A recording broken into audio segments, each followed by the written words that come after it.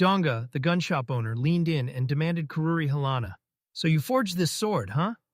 And Kururi Halana nodded, confirming it without hesitation. He fired back, "How long have I been here?" And before he could even finish, Kururi told him, "Since you arrived, it's been about a year." The master finally declared it was time for the Lord's foolish son to come home, then warned him, "Don't show up until you've said you've chosen your path as a blacksmith." The teacher looked him in the eye and said he had nothing left to teach. Now it was do or die, fighting the world alone, all while recognizing that brutal, cursed talent of his. He told him to keep forging metal every single day because if he stopped, his hands would go dull. Kururi. Though, man, she couldn't wipe the grin off her face, finally landing a real profession. He was this close to snagging an apple from the tree when his dad shouted his name, promising, "Come down and you'll get it." He snapped back to it. His past life ended in a brutal accident, and somehow he'd been reborn in a whole new world. One straight out of the Genshu Academy game he'd been binging. Genshu Academy is a dating game fantasy where the heroine seals her bond with the royal family and nobles through romance, and the big twist is brutal. Every move her rivals make is designed to trip up the main character. In the whole game, there was just one single time a scene popped up showing Kururi Halana, and that moment was rare as hell. In the game, they paint him as a villainous rich girl, but then, in the ending, he somehow marries her even though he's nowhere near a nobleman. The punchline hit hard. A humiliated aristocrat married off to a broke farmer, and he swore he'd dodge that fate no matter what. He pushed himself to do everything in his power to dodge that absolutely stupid ending. The boy rushed back home, only to hear the terrible news that this month there were far fewer peasants than before. He felt the trouble hit the moment he walked in. But his parents shrugged like nothing happened, so he told himself it was way too soon to give up. He knew he had to crack what was going on, lock in a plan for the future, and put his trust in the library's custodian. The keeper said it was all because he'd trained with a blacksmith, but then he cut in fast, telling them to drop the subject and talk about something else. He asked if there was anything they could do as their peasants kept disappearing, and the custodian shot back that tourism was the lifeline keeping these places afloat. This place is packed with jaw-dropping nature, but tourists are fleeing because there's nothing special made here to pull them in. He realized that if the tourist stream slowed down, the peasants would pack up and flee to safer lands, and then his family would be hit with total bankruptcy. The Guardian shoved the next book chapter into his hands, Chris Helen's words, and warned him, if you can crack it, you've unlocked more magic, because understanding it meant his power had finally climbed. He leaned in and demanded, "Do you know her, Chris Helen Ann?" The young man paced, jaw clenched, because everything was still a mystery with no clear next move. He heard that lately eerie, mysterious noises have been crawling up from underground. Kururu thanked everyone who showed up, then grinned and told them that after digging through the village letters, they'd finally spotted a hot spring. They struck it rich, then dug deeper for a hot spring, refusing to stop until the ground gave them heat. He roared at his father that the hot spring had blown its top and spilled everywhere. He told his father the hot spring was about to become their next big hit, bringing in tourists and finally lining their pockets with real income.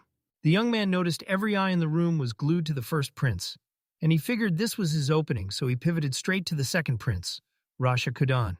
He popped his name like a reveal. Kururi, Helen, and Rasha, then Kudan straight up demanded to know what he wanted. The hero leaned in and asked her if she'd ever heard of Helen territory, then promised her a trip to their hot spring, only for her to say, "If I'm not mistaken, that place belongs to Lord Thorin Halanu." She leaned in and asked how he pulled it off, and he smirked, promised, "I'll show you," because one visitor was guaranteed. He couldn't shake the question of why the queen was there. Then she smiled and told him they'd carry on as usual, because Rasha had said she wanted to visit the Helen's territory. She grilled him about whether he was a real good horseman, then dared him to ride with her because for her, nothing beats horseback riding, the ultimate way to travel. He felt it like they'd pushed way too far into the heart of the forest. Suddenly, a monster burst into view and screamed at Rasha to duck. The Sigmund exploded into action and roared, "Fire!" They tore back home, grinning like they'd just won the whole world. He thought everything clicked at last, then one last truth slammed into place.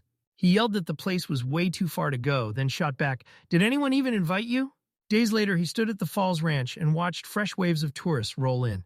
Lotson, speaking for the peasants, thanked him for all his hard work, but he shook it off and said it was them who should be thanked, because he'd learned a ton from them, and this right here was one of the countermeasures. The keeper caught him and demanded what he was up to, and he grinned and said he'd finally done it. He told them he'd been practicing the magic from the second book, and he swore he could pull honey out of apples if he used the change in the essence of water. He said, Kururu-sama already knows this magic inside and out. Then handed him the next book. So Kururu stared at the apple, swore it was packed with power, and decided to try it himself. He demanded to know what happened, and then this sweet, surreal power surged through him, filling his whole body. They tracked down the spot where the first king's treasure was hidden, the legendary empty land everyone whispered about in history. Kururi's fresh power-up hit like a lesson. He blasted with water magic and summoned a water swamp. His brother screamed that the floor had become a swamp, and he couldn't move a single inch. He stumbled on Spellbook S, and just like that, he felt the trap snap shut around him. He swore he'd already tested every trick the magic apple could pull off, and the next time, he'd use a weapon too. But before he could step away, the others erupted, screaming at him not to leave them there. Kururi-sama and Sama captured every single member of Black Shadow. He double-checked every last thing, and then he finally felt it. The moment had arrived, and he was headed to school. He made up his mind within the next 3 years his entire fate would be locked in, so he vowed to stay out of the characters' way in the game and not mess with their lives as much as he could. The crowd pressed a parting gift into his hands, and after he thanked them, he broke away and charged off on his journey. He spotted a girl hauling a massive backpack down the road. The young man hesitated should he give her a ride, because out there, if an animal popped up on the road, it could turn into real danger fast. She wore plain commoner clothes, yet her gorgeous black hair and gentle, calm features made her feel like pure peace walking right toward you. Then it hit him, this was her. Kuruver worried she might be sick, and he couldn't bring himself to refuse that fragile girl, yet he also refused to treat her like some inhuman thing.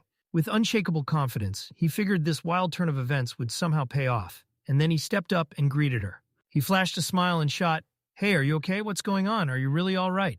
Iris Palala, the star of Genshu Academy, shot back that she was just worn out, then flopped down to rest and told everyone not to worry. She shot him a question. How did he know she was headed there too? And he just shrugged, saying he assumed it because his road was taking him there as well. She thanked him for worrying and told him she'd make it on foot. And he just shook his head because if she kept walking like that, it would take her 2 long, brutal weeks. The hero told her, first things first, he had to squash her suspicions, so he introduced himself as Kururi, Helen, and when she learned he was from the Helen house that owned the hot springs, her jaw dropped. While he drove her along, he asked if she wanted to talk about everything, and she lit up, saying visiting the springs had been her dream. He couldn't believe how smoothly things clicked with her, and right then he spotted the sheer mountain of luggage she was carrying.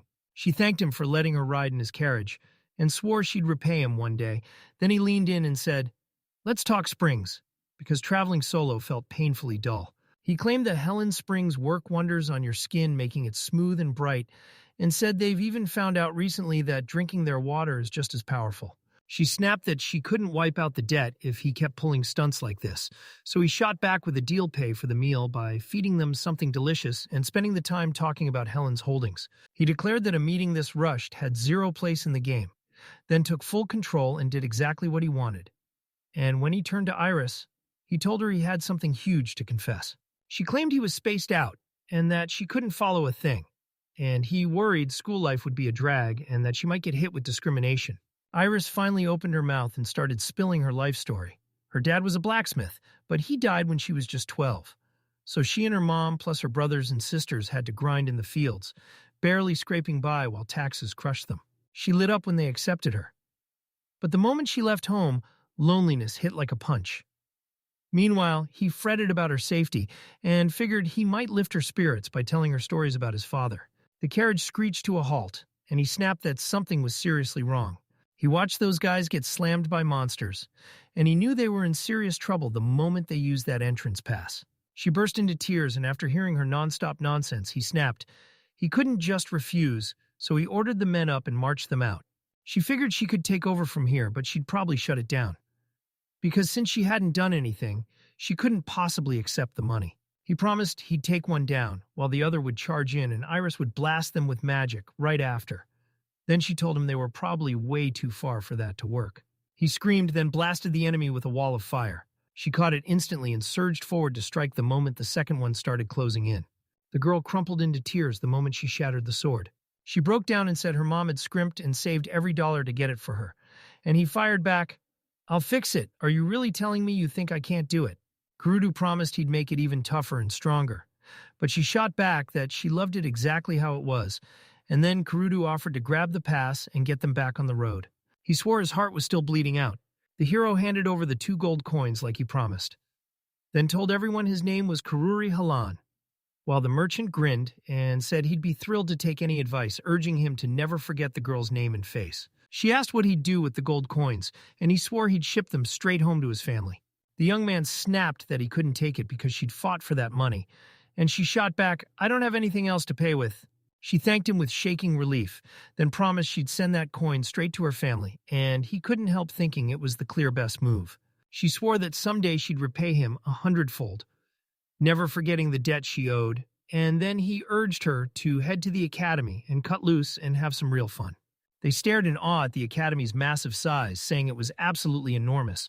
They told them new girls could sign up with paperwork here, and bonus, they'd get an indoor building all to themselves. Kururu figured he was done for now, but the mess still had to be cleared.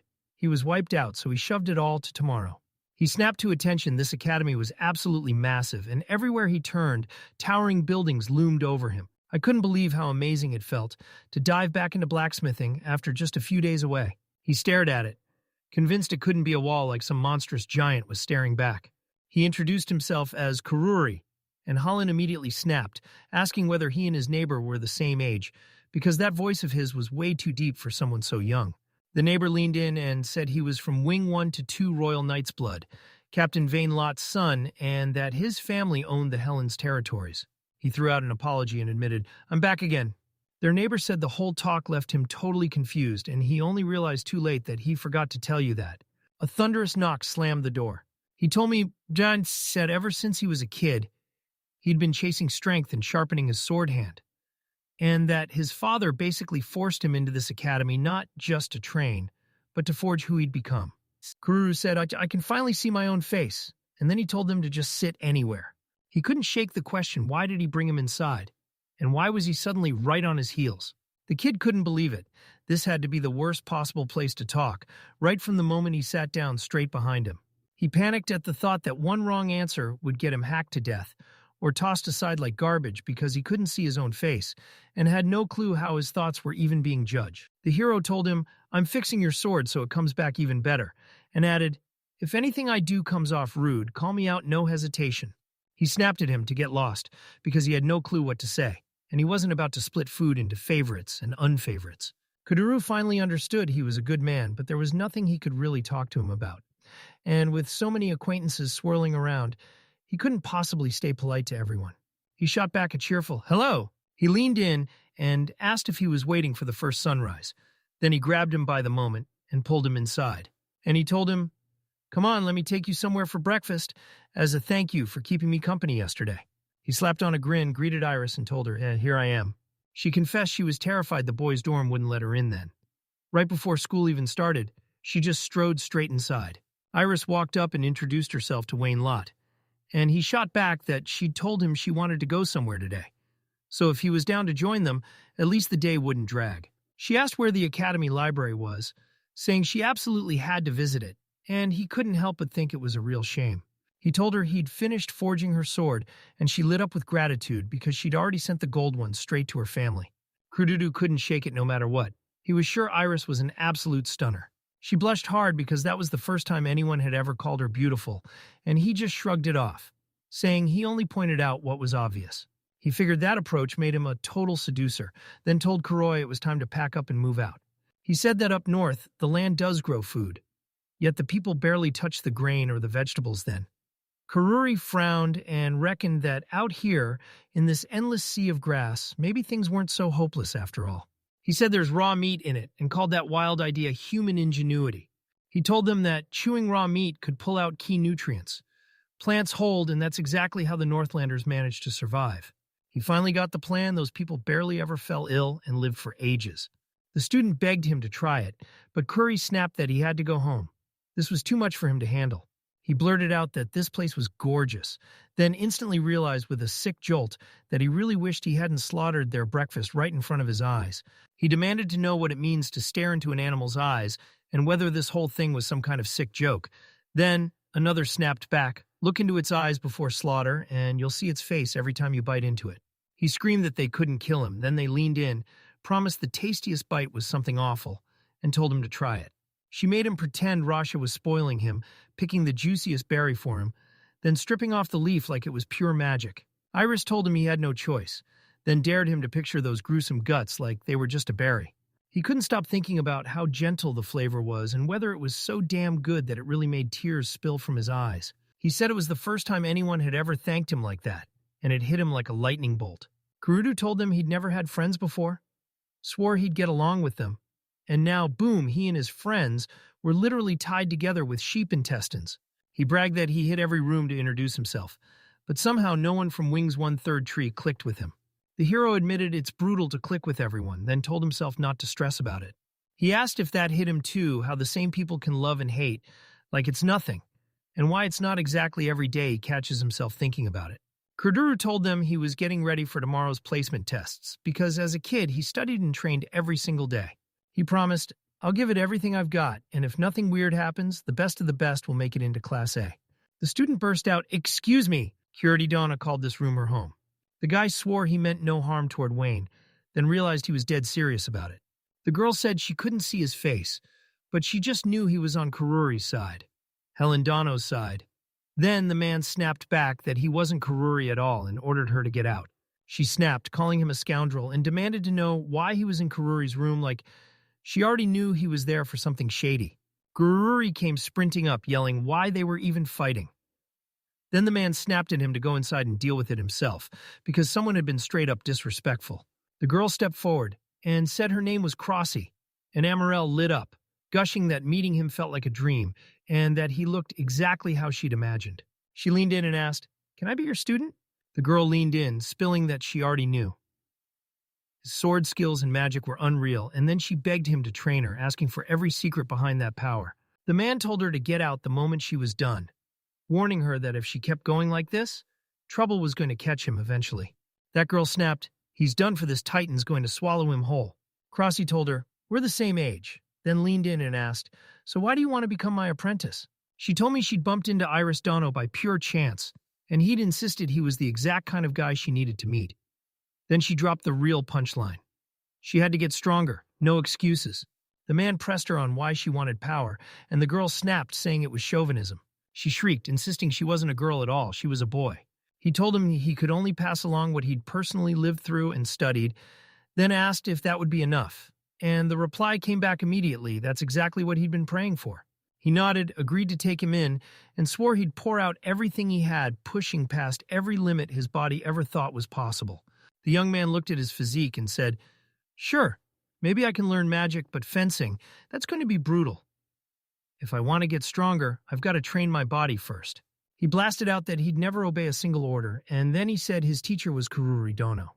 Wayne snapped, telling him to stop staring, then shot back. Was he in love with him? Karuri bristled and said he had to train his body first. The young man insisted somehow, some way, he had to stay flexible while he built his power, because once he started piling on muscle, the strength would finally show up. He told him to straighten up and pay attention to his posture, start running in a week to build his endurance, and for now focus on boosting his flexibility. He told them to treat his words like gospel and to spread his legs wider. He screamed at him, "Don't touch my thighs," and even then they just told him, "You're a man." Instructor Michelle Wu burst through the doors and greeted everyone as the entrance exams kicked off. She told Wayne and the others that today's physical test was a 10-kilometer run. "Easy," she said. Then Wayne snapped that if he couldn't touch it, he wouldn't be able to help him. He wrestled with how to approach her, then finally just blurted, "Hello," because in the game she'd been locked in Class A, crushed the marathon to finish first, and even her 4 knights came along with her. One girl leaned toward the other from the road, shouting that she was a total fan. She gushed that Eliza-sama left her totally speechless, then told her to just sit down. Karuru basically said, "No matter what angle you see me from, my face and looks are straight up irresistible." She thanked him for his words, then admitted she had to get things ready. So she asked for his forgiveness, and they both agreed to give it their best shot together. The hero assumed she was the kind of person who'd bully Iris, and she swore her biggest job at this academy was to stop it without crushing Iris's pride. He swore he'd stay in control no matter what, and part of him already knew the odds were brutal, like he'd probably snag second place again. She told me it looked like he had a little fight left in him yet. The hero spotted Iris and Eliza sprinting down the path. He wanted to yell at Iris to drop out because if she snagged first place, they'd bully her, but he couldn't make himself do it. Eliza zipped past just moments earlier. The girl beamed and said Eliza absolutely crushed it. He figured there was nothing he could do after all. She was just a commoner, and her skills let her get into school. Plus, she crushed every single test. He checked Wayne's result and instantly felt it had to be better than he ever expected, because he knew it was coming. Crossy didn't get moved up because his physical test score was 122, but his written test landed at 114. Still, he swore he'd push even harder next time. Wayne told Karuri she'd help him sharpen his studies, promised he'd push his body with training, and even warned that a guy shouldn't just gulp down vegetables like they're nothing. He bragged that he'd beaten him in studies, swore he'd given it his all, and then right when it should have ended, he admitted he was way more curious about how he even knew his name. He snapped back that he was thrilled to meet him, but that weird, awkward pause had him staring like, what's going on here? He told Kuroi-san, talk to me another time. The girl claimed she'd taken first place and promised that someday he'd climb even higher and be able to thank her for it. Eliza's face twisted, and she demanded to know why Eliza looked so bitter. Eliza admitted she had no clue what vitamin C's scientific name was, then bolted before anyone could question her. He was so sure he had never even heard of vitamin C's real name, ascorbic acid, and he didn't have a clue about any of it either. The hero bragged that his sword was a masterpiece. Don't you think it's something legendary? He figured small monsters had to be hiding in this forest, and right then he spotted a rotting demon. He decided to try the blade on him, even though a poisonous monster wasn't really worth risking a real fight. And then he unleashed materialization. Out of nowhere, vegetable monsters erupted onto the scene. He bid them farewell and rode off fast, because one wrong move could brush the poison and doom him. The young man stepped up to the boys and said, "All right, time to say goodbye." He told her he never saw this coming, and she grinned and said she came here to hunt down wild vegetables. Ira said today's meeting went great, praised everyone for being so polite, and joked that it'd be awesome if he could live nearby someday. The girl told him, "We both had great meetings today," then promised she'd stay careful, yet he just stood there, looking painfully alone. Kururu said spilling the truth would help her handle her feelings, but she snapped back that this was a fight, and that just talking wasn't going to cut it. She snapped him, "Keep moving forward." The director snapped, "Stop the long speeches, just soak up the show the senior students cooked up." Wayne was in Class A, and Crossy sat all the way in Class C. Then he couldn't stop thinking, man, I really wish Crossy was in the same class as us. He spotted the Prince and Rain, then caught Eliza and Iris too, yet the fangirl was nowhere in sight. The girl flashed a grin and barked, "All right, everyone grab your seats." Teacher Michelle Wu strode up, introduced herself, and laid out exactly how the classes would run. But the boy just couldn't shake it. He felt the booklet told him way more than her never-ending speech. One guy jumped in and offered to hook his friend up with a legendary collector of magic swords. Amari promised she'd train them in herbalism real, hands-on practice, and he realized he didn't just want book learning, he needed the skills to actually make money. She tells him herbs don't cost much, and her mission is to grow even more kinds of herbs that anyone can plant and harvest easily. The girl stepped in, introduced herself as Toto Gap, and said she couldn't stop thinking about him. She claimed she wore it so people wouldn't dodge her. But the truth was she was thrilled he was into herbs, and she couldn't wait for him to dig into her research. The hero blurted, "Wait, this isn't some herbalism class, is it?" And she shot back, "Nope, these herbs were bred by me and this is my turf." He couldn't stop staring at the gorgeous flowers, and she told him straight up that she'd already tested them and knew they had a real effect. She said there was some grass in there that'd twist your stomach into knots, and at the same time something that'd make you feel like you were floating in heaven. The girl blurted out that she needed his help to sell every single herb stacked up here. He claimed he was a nobleman, just the fourth son of a house with barely any land, and then admitted that someday he'd need serious money to survive. Kururu bragged that his lands were famous for their scorching hot springs, and he insisted you could cash in on those herbs just as long as there were zero side effects. They set their sights on finishing the beauty plant before summer break. 3 months, no excuses, and he promised to swing by several times a week. The young man swore she was crying. He asked if he could sit there, and she shut him down fast. No sitting anywhere near her. The hero told her, "If anything happens between us, I'll tell you straight from my side." And she snapped back, "That's none of your business." She told everyone Eliza Sama kicked her out of her group, and the exams sealed her fate, dropping her straight into Class E. The girl shrieked, insisting that none of it could be real. There was no such thing, not for her. He told her, "If you don't mind, let's be friends because this beats sitting here alone and crying." She warned him if he lets his mind drift while he's working, he's one mistake away from getting seriously hurt. He'd noticed the guests weren't exactly acting modest lately, so when he let one in, he leaned in and asked, "So what's been going on?" Eliza flashed him a bright smile and wished him a great day.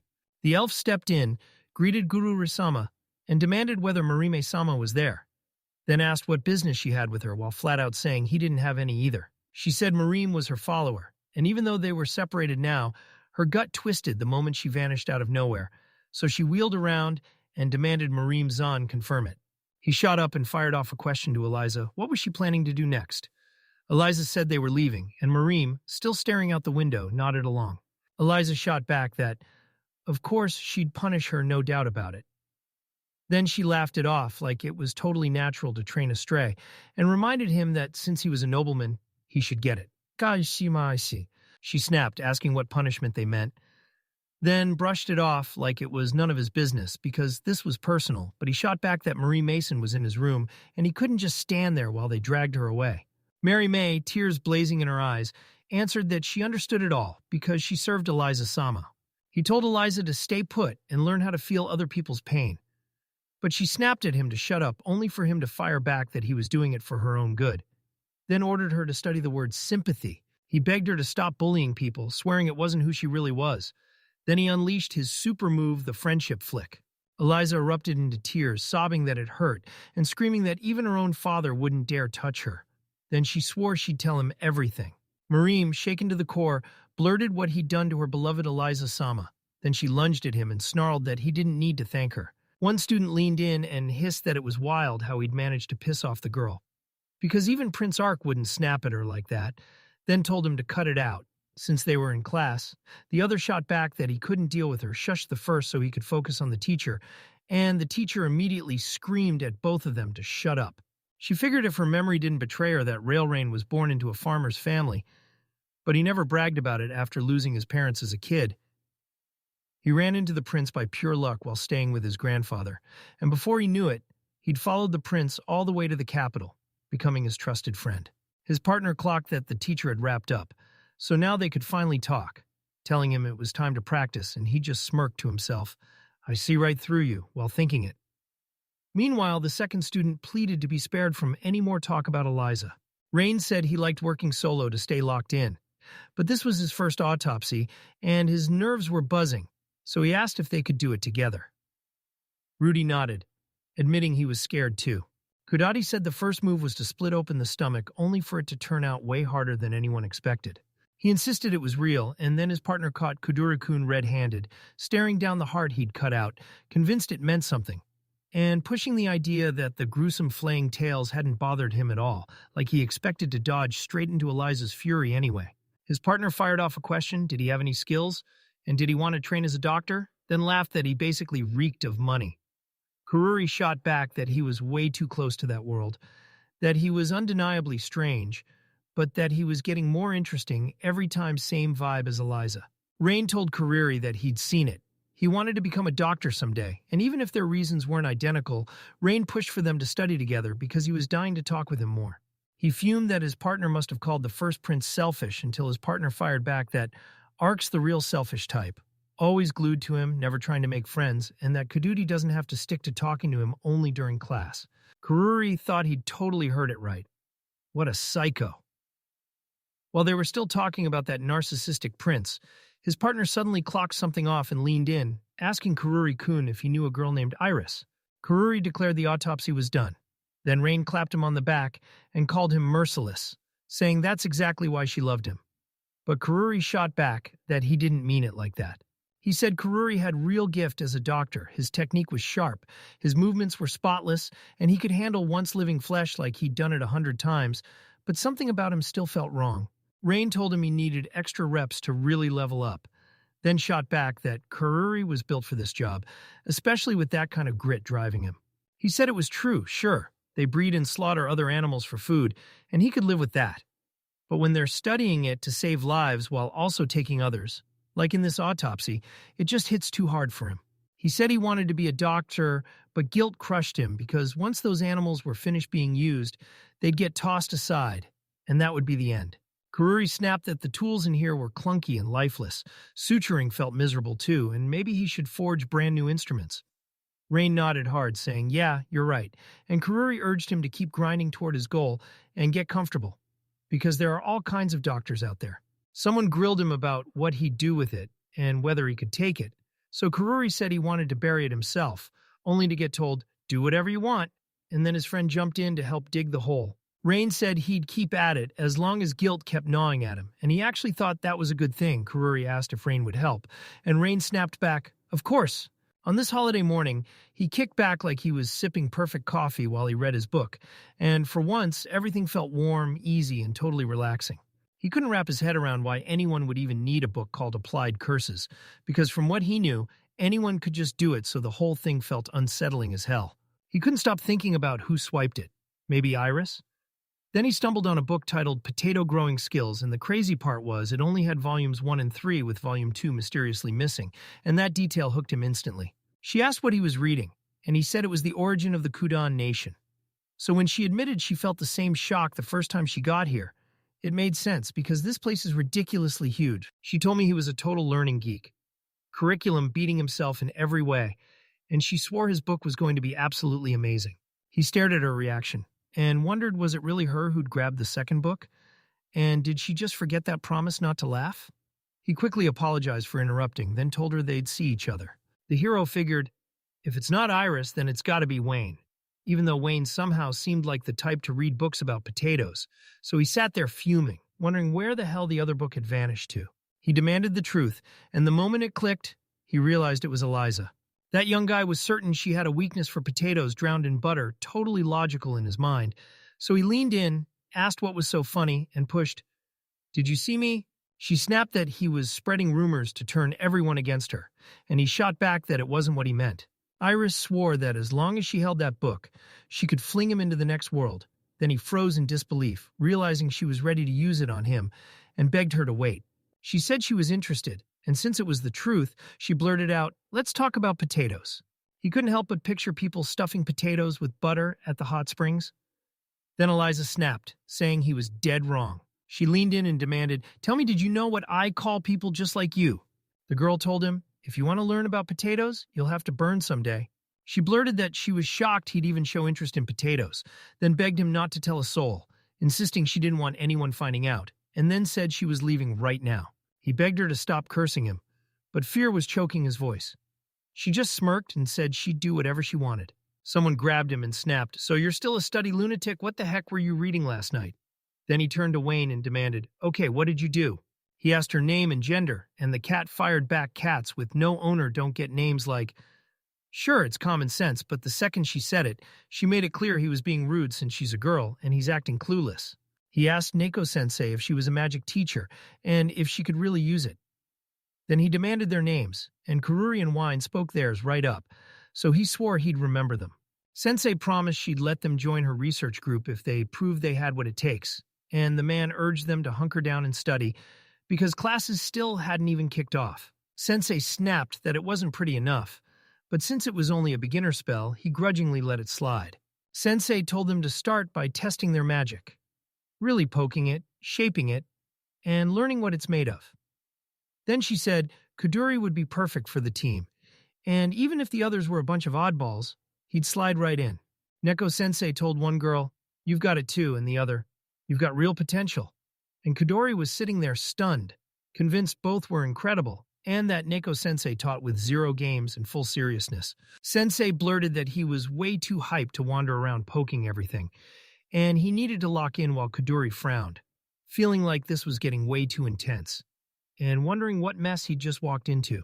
The cat snapped at them to hold up, saying the boy Ark was still hunting for a way in because she feared their invite might have pulled in someone she couldn't stand, the first prince. Sensei leaned in and told them, "Today I'll teach you how to do it." She promised she'd teach them both her rare transformation magic, saying she only takes it on a handful of students each year, students she genuinely admires, but almost nobody manages to pull it off. Kururi blurted out, "So that's why you look like a cat, Sensei?"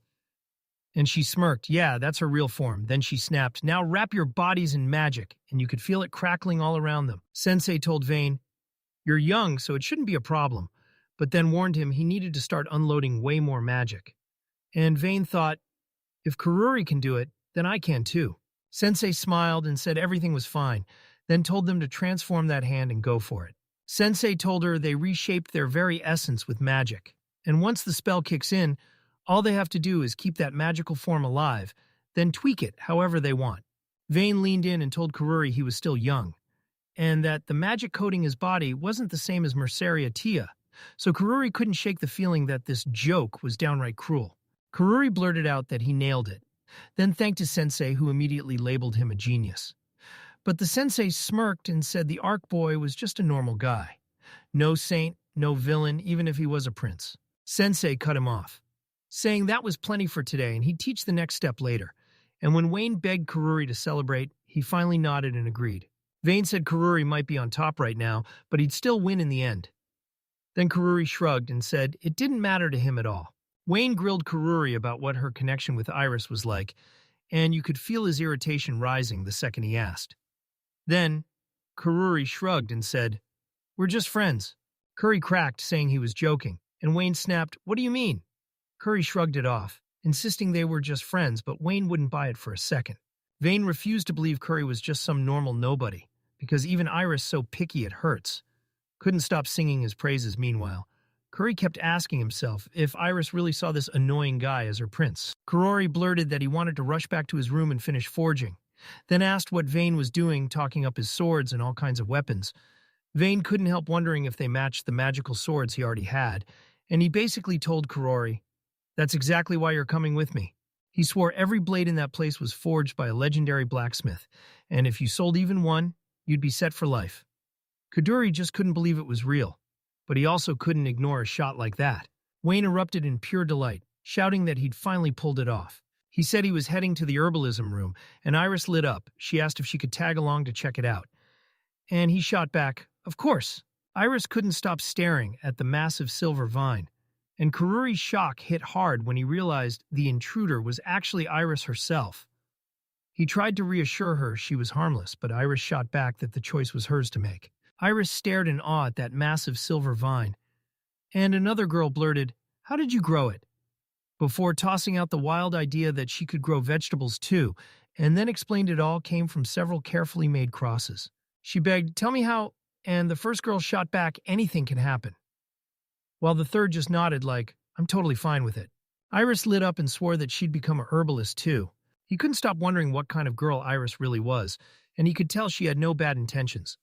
Then another girl chimed in, saying she'd grown a medicinal plant right here and brought up everything Iris had asked for. She swore these petals bring skin cells back to life, and that once you rub them in, the boost can keep working for up to 10 hours, even while you're fast asleep. A friend gushed that the skin turned soft and silky with a sweet, amazing scent, and then she couldn't help but shout that she could sell it. He pitched the idea as their starting line and said they'd get everything sorted this summer. She nodded along, even while admitting there were a few flaws, insisting they'd still end up with a better result. The prince thought he'd hated Neko at first, but thank God they ended up teaming up. Turns out the other boy had already called Neko's teacher, and they linked arms because he wanted to learn with Kururi-san too.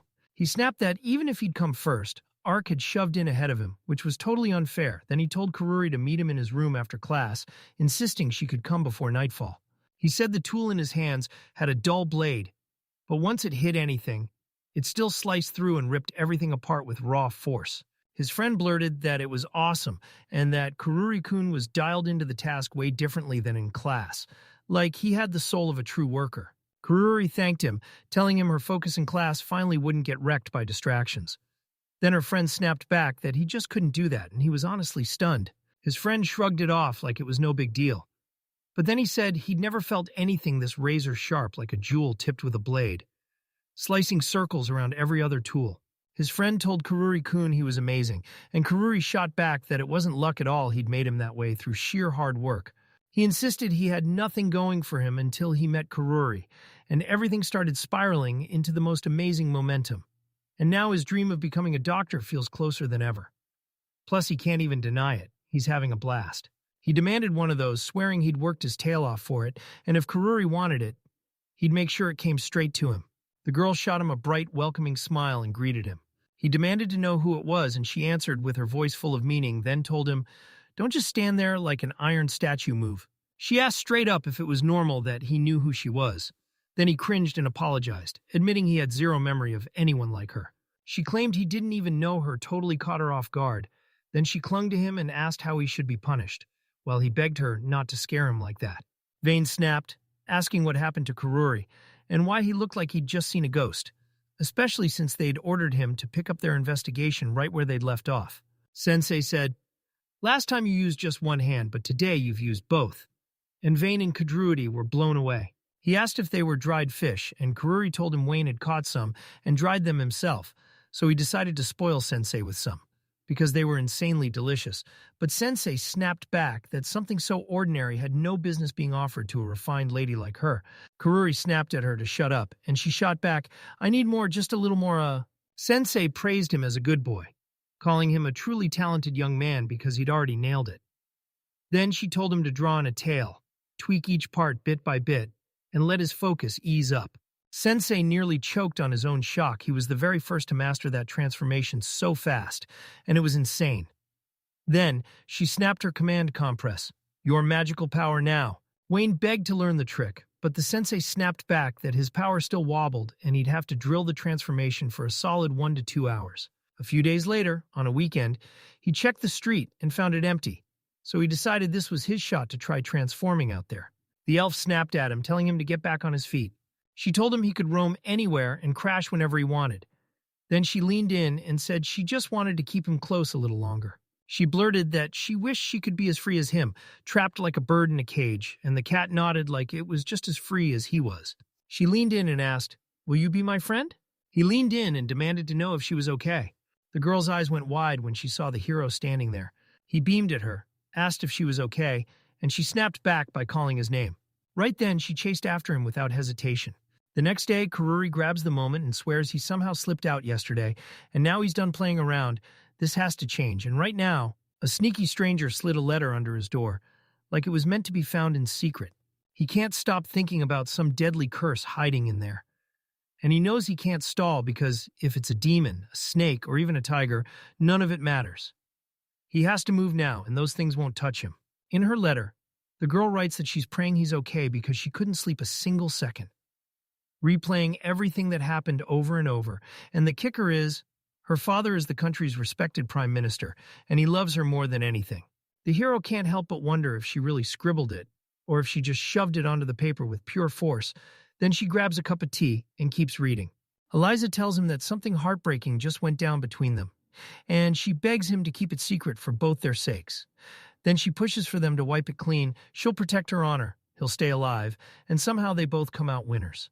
Karuri slumped against the sofa when a chilling letter landed in his hands, one that warned him that if he even opened his mouth, it would spell his end.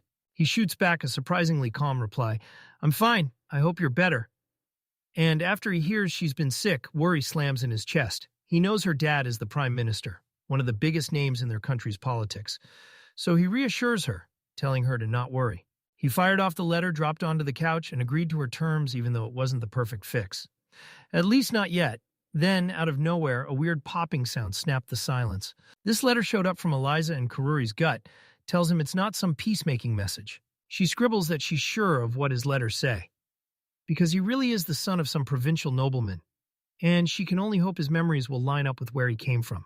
The hero figured the content was great, but the tone hit all wrong. While the girl was happily sipping tea right up until noon, then she'd still be stuck waiting for an answer the entire time.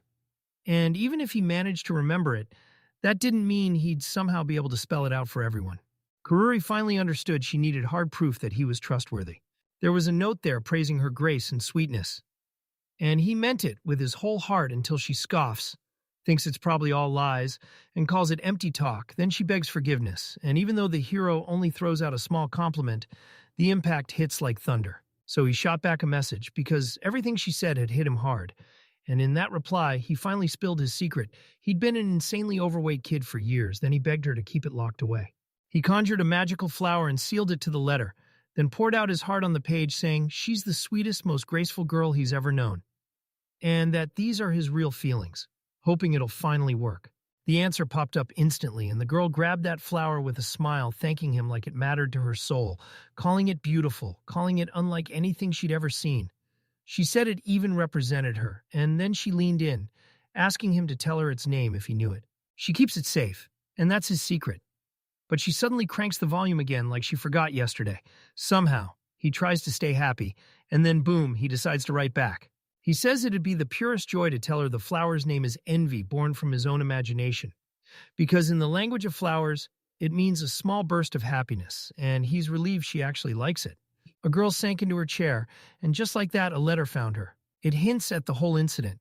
Like the truth has already happened, because what went down is past now. And she's counting the seconds until she sees him in class. The hero yanked the mask over his face, fired off a question to Toto about what it did, and Toto just shrugged. I don't know. Heat was creeping up fast, and the guy demanded why this weird thing was happening here. Toto grinned and said it was a cool place. A sweet breeze washes over him, and 3 hours vanished like that. He yanked off his mask because the heat was unbearable. Then his friend shouted his name when he looked over. Surprise hit him hard. He said it looked like he was glowing, and when he said that, I realized I was glowing too. Her skin is so soft, it's almost like a baby's, and the girl is terrified of what she can do. Kururi's quick to point out that this gift can fix a bunch of problems, and if you add a cooling effect to the mask, it'll feel cool the second it touches you. He said he could move this batch, then crank up the profit by selling it refrigerated at a sweet special price. And Iris's eyes lit up, because yeah, that sounded way too tempting right then. Another girl popped up and smirked like, looks like you're all having way too much fun. The hero shrugged and admitted they were just testing things out. Then he turned to Iris and demanded the scoop on the veggies. Iris grinned and said they'd already cooked up prototypes with human faces. Potatoes, leafy greens, root veggies, grains, and fruits all sprout into massive sizes like they're literally 10 times bigger. The girl leaned in and asked what seeds he was planting first. Iris snapped back that she didn't know because every single one of them had to go through that verification step, since they were still just prototypes, and if they didn't sprout, then it wasn't on her. Coonerty leaned in and asked if she'd send some to her family. She nodded and confirmed right away. Even after Iris got into that prestigious school, she didn't change one bit, so he decided to learn from her, plant his own seeds, and if it all worked out, he'd finally be happy to get that reward. Bro's greed was sprinting ahead of him, pushing him to chase that win at full speed. That young man started materializing seeds no one could even see then out of the dirt. Burst carrots with human faces, leaping like they were alive. The young man figured it was just another crushing loss. Then the girl grabbed one, handed it to him, and said he was cute. And the hero just stared, stunned. Another carrot dropped right to the ground, and the girl snatched it up, asking if it was okay. Then watched the other two tumble down too. They did it just to catch the girl's eye, but Kururi's snapped rage surged through her as she cursed them out. Iris shot Tim a quick question, asking if he needed herbicides. Tim just shook his head and said, nope. A few days later, the hero storms into the greenhouse and hunts for Toto, but he's gone. And that's way off. Toto's always the first to show up, so the hero grits his teeth and sprints to the fields to look next. He spotted the bitten carrots, and he couldn't make heads or tails of what was happening. The field got ripped open by a plow out of nowhere. So tell me who did that. Kuderi couldn't figure out who would dare pull something like this. Could they really have hit Cyrus? Whoever did it won't get forgiveness. Not a chance. And if they somehow managed to set everything right, the damage would still be small. Then the hero's mind snapped back to the experimental samples, and he sprinted to look, but the damage was already done. While the rest move like clockwork, this one stays planted, and the guy can't figure out why it's still standing after the break. Turns out Iris wasn't the real target. So who was? And where did Toto disappear to? Then Iris finally showed up, demanded answers, and Kururi fired off some reply even he still didn't fully understand. The girl snapped that it was all over, that everything was lost, and swore she wouldn't let Kururi's heartbreaking face be the last thing she saw. She swore she'd never forgive whoever did it. Then, Toto burst out from behind the tree. He threw an apology at his friend, then blurted that their priceless prototype had been snatched, but they weren't finished. They still had roots and seeds, and they could plant them again. They had to pull through. The hero shot back. Yeah, but what happened to you? Why can't I see your face? He shrugged and said it was no big deal either way. They had to clean up the garden, because break was starting any minute. Iris yanked Kururi's attention and told him, you take the inside, I'll handle the outside. Then Kururi plunged right into cleaning too. The hero can't stop wondering what really went down. The guy apologized again and pushed that he had to get everything done before the break. Then no problems would come back to bite them.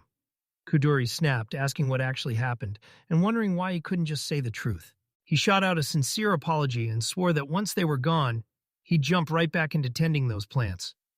Really sorry, no excuses, and the hero just couldn't shake the question. What was he about to start? He felt deep down there had to be a reason they couldn't talk.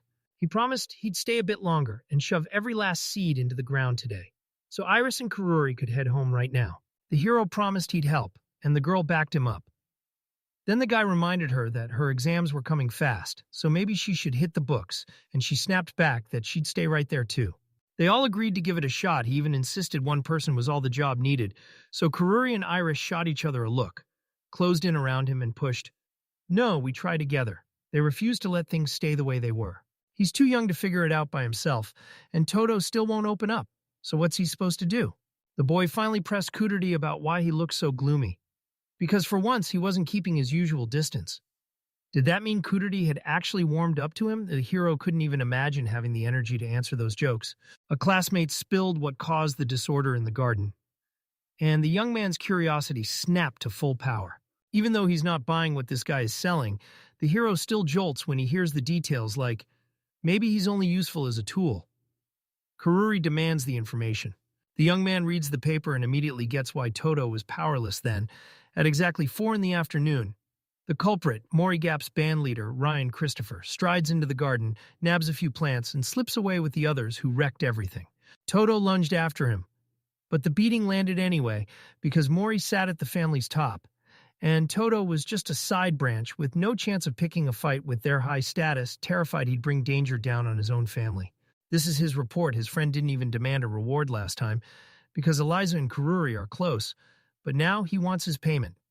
ASAP still, he knows arguing can wait, because this info was straight up priceless. He knows he can't openly fight it, but he also can't swallow the betrayal, so what on earth is he supposed to do? Karuri tracked down Morigap, then cornered a random passerby and demanded to know where he'd gone. And then, boom, he spotted this guy. The hero wrestled with the urge to slam his fist into that face, but not yet. It's for Toto's safety, no one must recognize him, but what if the boys slipped out somewhere? He decided to tail them, baffled about why they'd end up in a place like that, until he finally spotted their prototype.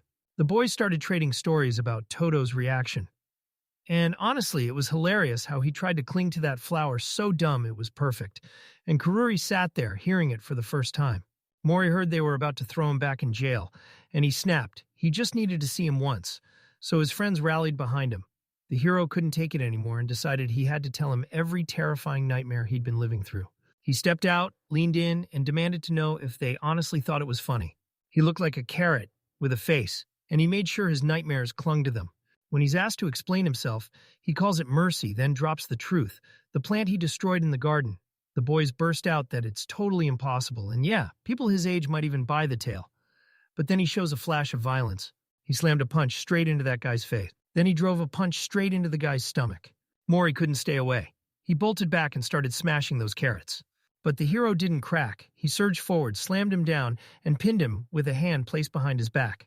Then the boy decided to throw magic into the mix, and the hero instantly sees the danger his form is about to vanish. Mori twists the knife and bets that Toto set him up. Kadari's form flickered out. Then the enemy clocked him instantly. The kid shot back that Toto hadn't warned him about anything. It was all in what he did. He snapped back that he'd beat him anyway, right after he finished with him. The young man said, it didn't matter what he did to him, but he better not touch Toto. Still, Toto didn't care at all. He was going to smash him anyway. Then Toto.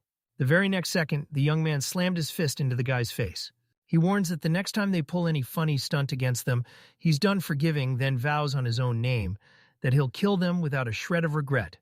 And he'll make it hit even harder if they dare cause Toto any trouble. He tells them not to touch his stuff again, or else, because if they try anything sneaky behind his back, he'll end them for good.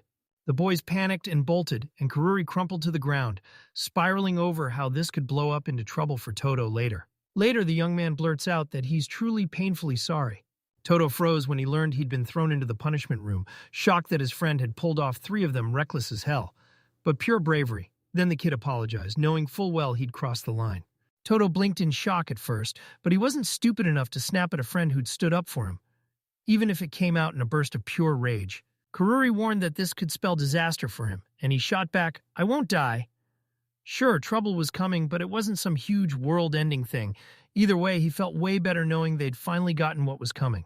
The hero still has no clue what to do, trapped in that punishment room until Eliza bursts in out of nowhere, saying she'd planned on meeting him anyway, and they had told her to bring him food. She figured he'd get bored, so she showed up with her favorite book, then he thanked her like it mattered. Suddenly, Iris burst in and told him she'd grabbed the notebooks he left behind from class. Then she laughed and said she'd heard what went down today from Ray, agreed he wasn't wrong, and added that he handled it like a champ. Eliza nodded along. Iris is convinced he did the right thing. Eliza's belief hits even harder. Shock hit the boy hard until his friends finally burst through and arrived. The young man thought he'd been rescued for good.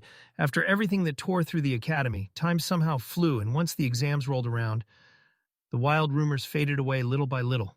This year, every student's been grinding hard because the next exam decides where they go next. And, of course, Iris's schedule isn't letting her coast Eliza's sitting one grade behind her, in 17th place, all because she's been buried in medical studies, which is exactly why they'll get a 2-month summer break afterward. The guy said the prince tried to whisk Iris away on vacation, but she shut him down. Now he's wallowing in depression, like a total pathetic wreck. Karuri can't stop thinking about the original story back then.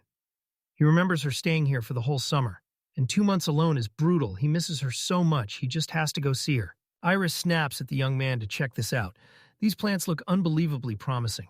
The boy fired off a question about her summer plans, and she smiled, saying she intended to stay right here all summer, babying these plants day after day. Yet the hero already knew it. He stepped in and invited her to come with him to Helen's domain. Iris insisted everything was fine, buzzing with excitement about how incredible the place was, but she was dying to see it with the money she'd earned herself. Then Karuri pushed the idea, go there and grab a part-time job. If she could make money while doing it, life would be perfect. Plus, she could finally send cash back to her family. So the girl started weighing it all, then bowed deeply and promised, I'll work my hardest and I won't bring any trouble. She told him to look after her for these 2 months. And she's even sure they'll keep working together, so the hero steadied her, swore she shouldn't fret. And then he bolted off to gather the others. They grilled Wayne about it in a quick chat, and the vibes say he's coming. His power could seriously swing things for them. Somehow they ran into Crossy too, but he's slammed all summer. So the hero's hoping he'll show up even if he'd barely make a dent. And then, with Iris and Wayne at their side, they rushed straight into Helen's territory. Crossy blurted that he'd come to say goodbye to them today because he truly has to head back to his hometown during summer break. He thanked them for the hero lessons and begged them to look after themselves, and then he made it clear the same goes for Wayne. Karuri hated that. Crossy couldn't tag along, Wayne was going to feel it. Then Iris shouted, Hey hero, we can already see the city from right here. He leaned toward the window, stared out and said, We're almost there. They slipped out of the academy about half a day ago, and the closer they got to the city, the more electric the excitement grew, because the hero had heard this place had an amazing seafood restaurant.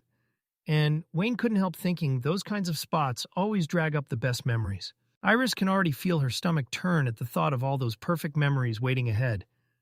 But the guy tells her, don't stress it. He decides the best way to thank Karuri is simple. He'll go exactly where he wants to go. The hero nodded along with Wayne because he was actually learning from them, growing because of them, and he swore he'd repay that kindness.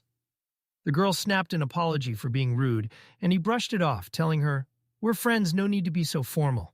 They burst into the city. They dug into a feast of steaming boiled fish, and it hit the spot rich, tasty, and filling to the bone. Then Wayne leaned in and grilled them about what came next on their carriage ride. Karuri said it was smarter to crash here for the night it was late. And the horses were beat. There was even a hotel right nearby, so they were covered. But then Iris threw out the idea of taking a stroll through the city to kill the time. He nodded and invited Wayne. Yeah, both of them agreed, and while the owner was busy settling his accounts, they slipped away before he even noticed. The girls were whispering about those two drop-by handsome guys, and boom, they offered a massage right on the spot. Cootie shrugged, saying he wouldn't mind. His buddy jumped in and agreed, and even Cootie said he needed his muscles to get a break. But Iris shot it down hard. She begs them not to go there yet. Wayne has no clue why she's fuming, and Karuri is even more lost. He just guesses it's because of those women. Suddenly, some dude yells for them to come over, then drops the bomb that they've got a whole house full of cuties. But just as he's about to explain more, he runs out of time. Iris slammed him on the head, and he crumpled into unconsciousness. Then the hero begged her to calm down, asking what he did to her. The guy just couldn't wrap his mind around why she was like this, but Iris snarled at him to forget this city, because she hated it. She clocked it. Those guys only acted different when lots of girls were around. He fired back that he didn't care, then smirked that it was way more fun with her. Iris blurted out an apology for snapping and wrecking the whole walk. But the guys waved it off, then told her to look back. A breathtaking skyline spread out in front of them. This was the very city they'd just visited. Up here, It looked stunning, nothing like she'd feared. The whole place glittered like it was alive, and the heroes urged them to head back to the hotel. First, they'd yank everyone into a bath because this place is basically empty. Iris heard they'd each been tossed into their own rooms, and the owner swore he'd lined them up with 3 great options. Next thing they knew, they were marched straight into the separate bathing area. The girl snapped, "Don't peek," but the guy's mind was already racing somewhere else. But he's no fool, he's a proper gentleman, the real deal. And there's no way he's letting this chance slip away. He'll smash through because that wall is only 2 meters tall. So he stacks the boxes, and the moment he does, they fall apart in seconds. No way he was making it to the top of that wall. Then he slipped out of nowhere and crashed down with a painful hit. It's way messier than he ever imagined, and his mind can't land on anything else. Could this wall really be built just to stop people from sneaking peeks? He's got zero chance this wall tower's so high he can't make it over. Wayne confronted the guy, demanding to know what he was up to was the heat frying his head. The guy waved it off, said he was totally fine, and told Wayne to just ignore it. He said it feels insanely relaxing, and honestly, Iris probably loves it too. Meanwhile, the girl chimes in, saying the exact same thing. The heroes rattle through the city in their carriage. Then suddenly the ride grinds to a halt. The man leaned in and dared them to taste his bread. They burst into the bakery right on the heels of their big plan. The air there smelled incredible, like heaven in bread, and the baker proudly bragged that everyone knows their shop for one thing: legendary baked goods. A little girl burst out and shouted hello to her friends. Her name was Alice, and she bragged that her dad's bread was insanely delicious, then begged them to try it. Karuri leaned in and asked, "So what's Khalib just bread?" The man smirked and said, "Nah, it's way longer than that." That's how he explained the name Kalib. The hero nodded, taking all 4. Then he asked if there was somewhere to eat. The man shot him a grateful smile, thanked him for the purchase, and ushered him to the dining area because something about that girl felt off, like she was just there to lure him into a conversation. Iris stared and said it was bread, and Karuri laughed, explaining they called it that because of how long it was. They tore into the bread, and Iris sent them off with a bright "Bon appetit." The bread came out perfectly crispy, and it snapped when I bit into it. It's straight up delicious. Every hero nodded in agreement. Suddenly, they spotted something incredible: sweet honey, pouring out of it like a miracle, so beautiful the hero couldn't even find the words. He insists the bread tastes like honey, and Wayne and Iris back him up right on the spot. The baker smiles, thanks them for their wait, and pours them a cup of black tea. Karuri figured this hit the perfect moment: right lemon juice, clean and refreshing, and he was like, "Great, but I have no idea how long I can stretch this honey before it runs out." Alice tells him to hold up, trust her, and wait for the bread to come through.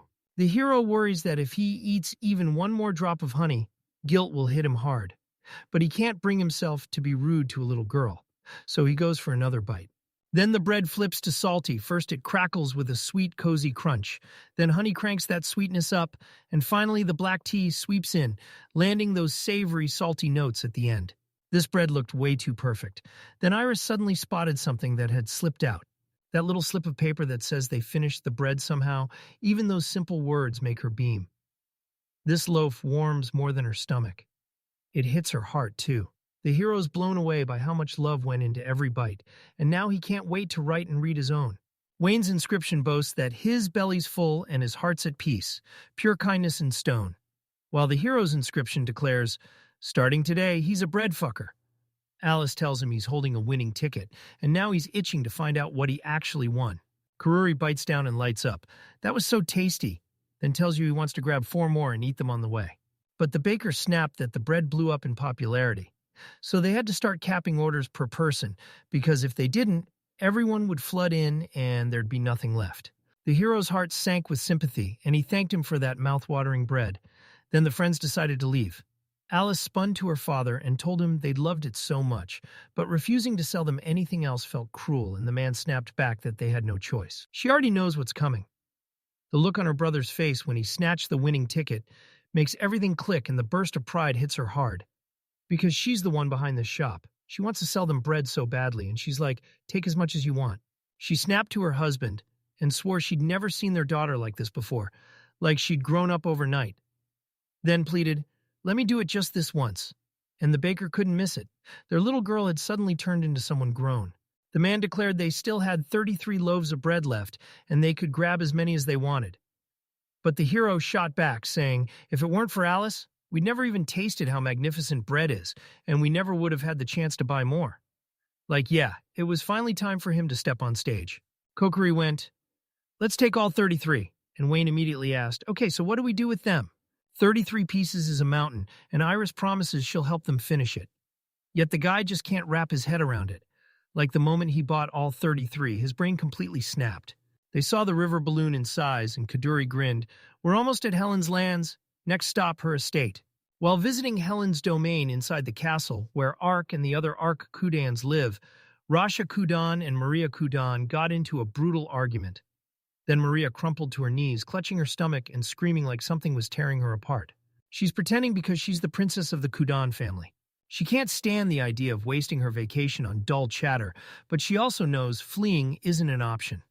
She's a princess, not a runaway act. Rasha could look suspicious, yet he'd better not stir up trouble because summer vacation only comes once a year. She's the honor student who always lands in first place, straight A's, top-tier talent, elite athletics, and everyone adores her. But her life is a total snooze fest. No adventure, no sparks, no rival to clash with, not even someone fun to hang with. And then, Rasha drops the bomb. They're heading straight into Helen's domain. She's convinced she has to go there, no questions asked. Irina, the princess from the neighboring kingdom, marches up to Maria and asks how she's really doing, because she's convinced something's seriously wrong in her stomach, and she worries she might be coming off as cruel. Maria tried to reassure him. She was fine. Then, the very next second, she erupted in agony and started screaming. Irina snapped into action, shouting for a doctor, while she promised to handle everything until then. The girl thanked her, insisting Irina shouldn't lift a finger until the doctor got there. The princess snapped back that she wouldn't do that, so she pressed a hand to her belly, slightly swollen and aching, and told her to drop her pride and just let one rip. Maria braced herself, terrified that if rumors started, her name would be stained with stomachache talk. Rasha tells himself not to stress about his sister. That's just how she is. But Irina snaps back, "I'm her brother's sister, so what do you mean? You should worry about her too." Tension snapped between them, and the girl swallowed her pride to mentally apologize to her brother. She has to hold on a little longer because if he suddenly spots her stomach turning on her, this whole thing could spiral fast. The maid already dragged a doctor over, and Maria's convinced Princess Irina won't come poking around again. The doctor threw up his hands, saying he couldn't crack what was causing their pain, then told him she'd have to stay in bed for a while. Everyone's sure she's lying in her room while she's doing that. She's going to slip out with Rasha to Helen. First, they'll send Irina and the others back. Then it's game time. The girl even said the pain had eased up some, and she just needed to rest. Princess Irina told her to wait. She couldn't shake her worry about the girl, so she stepped in and escorted her straight to her room. Maria tried to push back, but the girl wouldn't let her. She insisted they needed an escort with Maria this weekend, and then added with full confidence that she was a princess. So yeah, Maria had every reason to keep watching her. The girl sprawls in bed, convinced she's sweet and caring, even as she can't stand how annoying she is at the same time. And Irina snaps that she's already pulled this kind of thing again and again, leaving the princess completely baffled. She knows the princess's stomach doesn't hurt one bit. So when the princess tries to excuse herself, she shuts it down right away and tells her not to worry, she won't pressure her. Back when she was little, she pulled that same excuse again and again, because boredom clawed at her and she just wanted out. And if she said it around everyone, it would blow up in her face, so she's about to do the exact same thing. Maria grinned and told her friend, "Let's vanish right now." Irina leaned in and demanded, "So where are we going?" She talked about this place called Helen's Domain, where hot springs blast out, and said that this summer they're building a whole resort there to crank the fun to max. Then she asked about Irina's wish, and Irina nodded along but immediately demanded one thing. How were they supposed to escape? The girl shot back that they'd slip out through the window, yet Maria couldn't even name the strange buzzing feeling rising in her chest. She's bursting with excitement, absolutely loving every second. And for the first time in her life, she's finally met someone she can truly have fun with. She feels completely alive beside him. Irina grinned, then bolted downstairs to her friend. They ran into Rasha. Her sister leaned into her brother and told him straight up that she and Irina were coming with him. The boy's stomach dropped. What on earth was happening? She was the princess of the neighboring country, so if she vanished, chaos would erupt fast enough to shake the whole world. Irina, though, snapped that everything was fine. She'd been given permission to roam Kudan for 2 full months. That troublesome enemy. He flipped overnight into a fellow adventurer, and now nobody can hold her back. Irina even begged him to watch over her, while Maria is already gearing up to party like crazy all through the holidays. They agreed to call each other by their first names. Rasha's still in shock over how they actually slipped out of the nurses' quarters, because now there's a guard posted right at the door. Maria snapped back that they'd slid down from the window on a rope, and Mom couldn't believe she'd managed to make it out, while Irina muttered that she hadn't felt this alive in forever then. Out of nowhere, someone shouted, "Wait, can I come with you?" Some random guy sprinted into the carriage and yelled that he was heading for Helen too. The girl realized that now Rasha would have to watch 3 people at the same time, so escape suddenly felt way more possible. And then Irina snapped, asking what she was up to again. She leaned in and told her friend to stay ready any second. They'd be sprinting, because she was about to show her how real princesses know how to have fun. She asked when they'd do it, and she grinned back that the moment the chance showed up, they'd spring out of the carriage side by side, sure. They'd still be tracked down later, but first they'd steal a day or two to just have fun together. Irina grinned and said it'd be wild to hurl themselves out of the carriage at that speed. But Maria snapped back that if they jumped now, they'd shatter themselves, so they kept waiting until the carriage finally stopped. And since Maria knew the area better, she figured she'd be the one who could run circles around it. Rasha said there was a rest stop up the road, so they'd grab some food, then hit the road again, and the girls lit up because this felt like their big shot. Like the universe was playing along with their plan. All that's left is to act. He says the Helen's estate sits farther down the road. The girls flew out of the carriage, and now they had to sprint. Adina dared her friend to take her anywhere she wanted, and Maria swears it actually worked. Though she also clocked how naive Russia really is. They did it, no one could stop her. Irina blurted that her plan was brilliant, and her moves proved it too, landing that insane nimble somersault like it was nothing. She said she'd practiced a ton, and if her friend kept at it, she'd nail it too. Now they were headed straight for the hot springs, and Irina shot a question. "Do you know where it is?" And the girl smirked, saying she carried the map in her head. Every time Irina catches her admiring her, warmth hits like, "Is this what friendship feels like?" Then Irina straight up asks if they'll really end up sleeping on the street if they get lost, and the girl shoots back, "Don't be scared, I know how to survive out there." They decided to hit the hot springs, and the whole place was bursting with beautiful flowers, so she better be ready. Plopping down by the hot springs, Irina admits she never even had a clue a place like this existed. Whoever built this place has got to be a real sweetheart. Maria can't help smiling, because being able to kick back here feels amazing to her. She heard it was all the work of the ruler of Helen's son. The girls launched into the water and started splashing like crazy. Irina popped the question, what were they going to do once they were done with the bath? The princess shrugged and said, "Let's grab something to eat." Irina agreed, and right on cue, Grandpa started scolding her like always. Then good news, there was an entertainment spot nearby, and Maria promised to show her around. And honestly, when you think about it, it's been ages since she's gone out with anyone else. That's kind of weird, but man, it's also insanely fun. The girls grabbed 2 steaming pork kebabs and headed out with them. The salesman handed Irina another sweet deal, and she smiled and thanked him. So Maria leaned in and asked how she pulled it off. And the princess just shrugged, saying men are so easy to bend. You've got to let them see your sweetness. Maria just doesn't know how Dad told her that when 2 people respect each other, that's friendship, and Irina's been thinking they were friends right from the start. When she's happy, because that's what real friendship feels like. She'll even pull a prank on Dad by painting his face and call it the best kind of fun. But this felt like a totally different level of fun because the girl decided to flex her biggest skill, and they headed straight to the shooting range. Maria burst into action, firing off shots right away. But the toy refused to fall, so she snapped into full panic, screaming at the salesman that it had dropped and calling it fraud, while he told her to calm down, and Irina urged him to try it too. The princess stared at her own clumsy grip on that gun. Where did that sudden confidence even come from? Then the girl pulled the trigger and fired, and she slammed her fist into the salesman, making him stumble. Irina's cheeks flared as she admitted she'd been watching him the whole time, and that's why she'd blown the earlier move. He cringed with embarrassment, then decided to win her over. He shoved a hair clip into her hands. Maria beamed and called it simply delightful. But how did she even come up with a plan like that? She just shrugged and said it was way simpler than it looked, because men get distracted so fast. Now they've both got matching hair clips, like a tiny promise they'll never forget. They decided to hit the shops, and she couldn't stop smiling. She knew this would turn into amazing memories. But they got trapped in that pavilion where you're forced to hook goldfish, so they were frantically trying to catch something, and somehow it still ended with them getting caught instead. Let's rewind to the time the princesses were still trapped inside the castle. Kodori can't help but feel relieved to be back. Iris gushes that the river is gorgeous and feels like pure magic, and Wayne chimes in that the fishing here is absolutely top tier. He wanted to stay put and finally rest. So the guy pushed for camp right here. Yeah, nights might get chilly, but they had blankets they'd haul in fish, fry them up, and call it a win, so the heroes set out to craft fishing gear. Wayne dragged in a pile of firewood, while Iris grabbed fishing line from the stagecoach. Then they twisted nails into hooks, sharp enough to catch, even if they didn't have barbs. They finally crafted fishing rods, and Kururi snapped, "So what are we using?" Wayne grinned and said, "I'll bite on anything that smells good."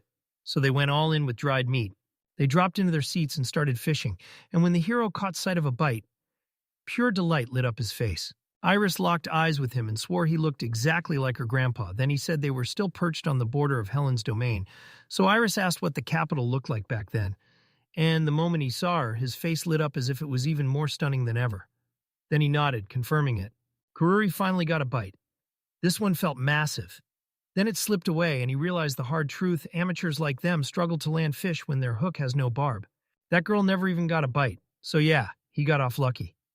The hero's kicking himself, swearing if he'd been smarter, he would have snagged it.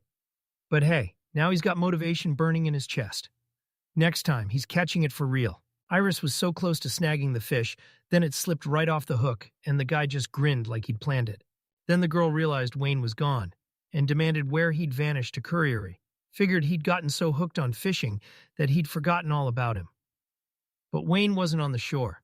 He couldn't have slipped into the river, and that made the whole situation feel deeply wrong. Suddenly, the boy rockets out of the water, clutching a massive fish, and he prays it's enough for everyone. Then the hero grins and says they've got way more, because night's creeping in fast and they need to light a fire. Now, they set up camp in a hurry, then leaned in and started trading ideas about what to eat. Then they crawled into bed and called it a night. Iris leaned back and sighed that the stars were breathtaking. Then Wayne added, "So are you." And Kururi and the girl both froze in shock. But he's already asleep. And the hero figures that's just how it was always going to go because, yeah, he's about to become insanely popular. Iris spots him out cold, and Kodori can't help thinking about how crushingly lonely Vane would be without Krause, even if, for now, he's having an amazing time. The girl wished she could be that honest, too. And the boy said, "Let's hit the bed." Then he drifted off smiling, thinking about how tomorrow he'd finally be back home.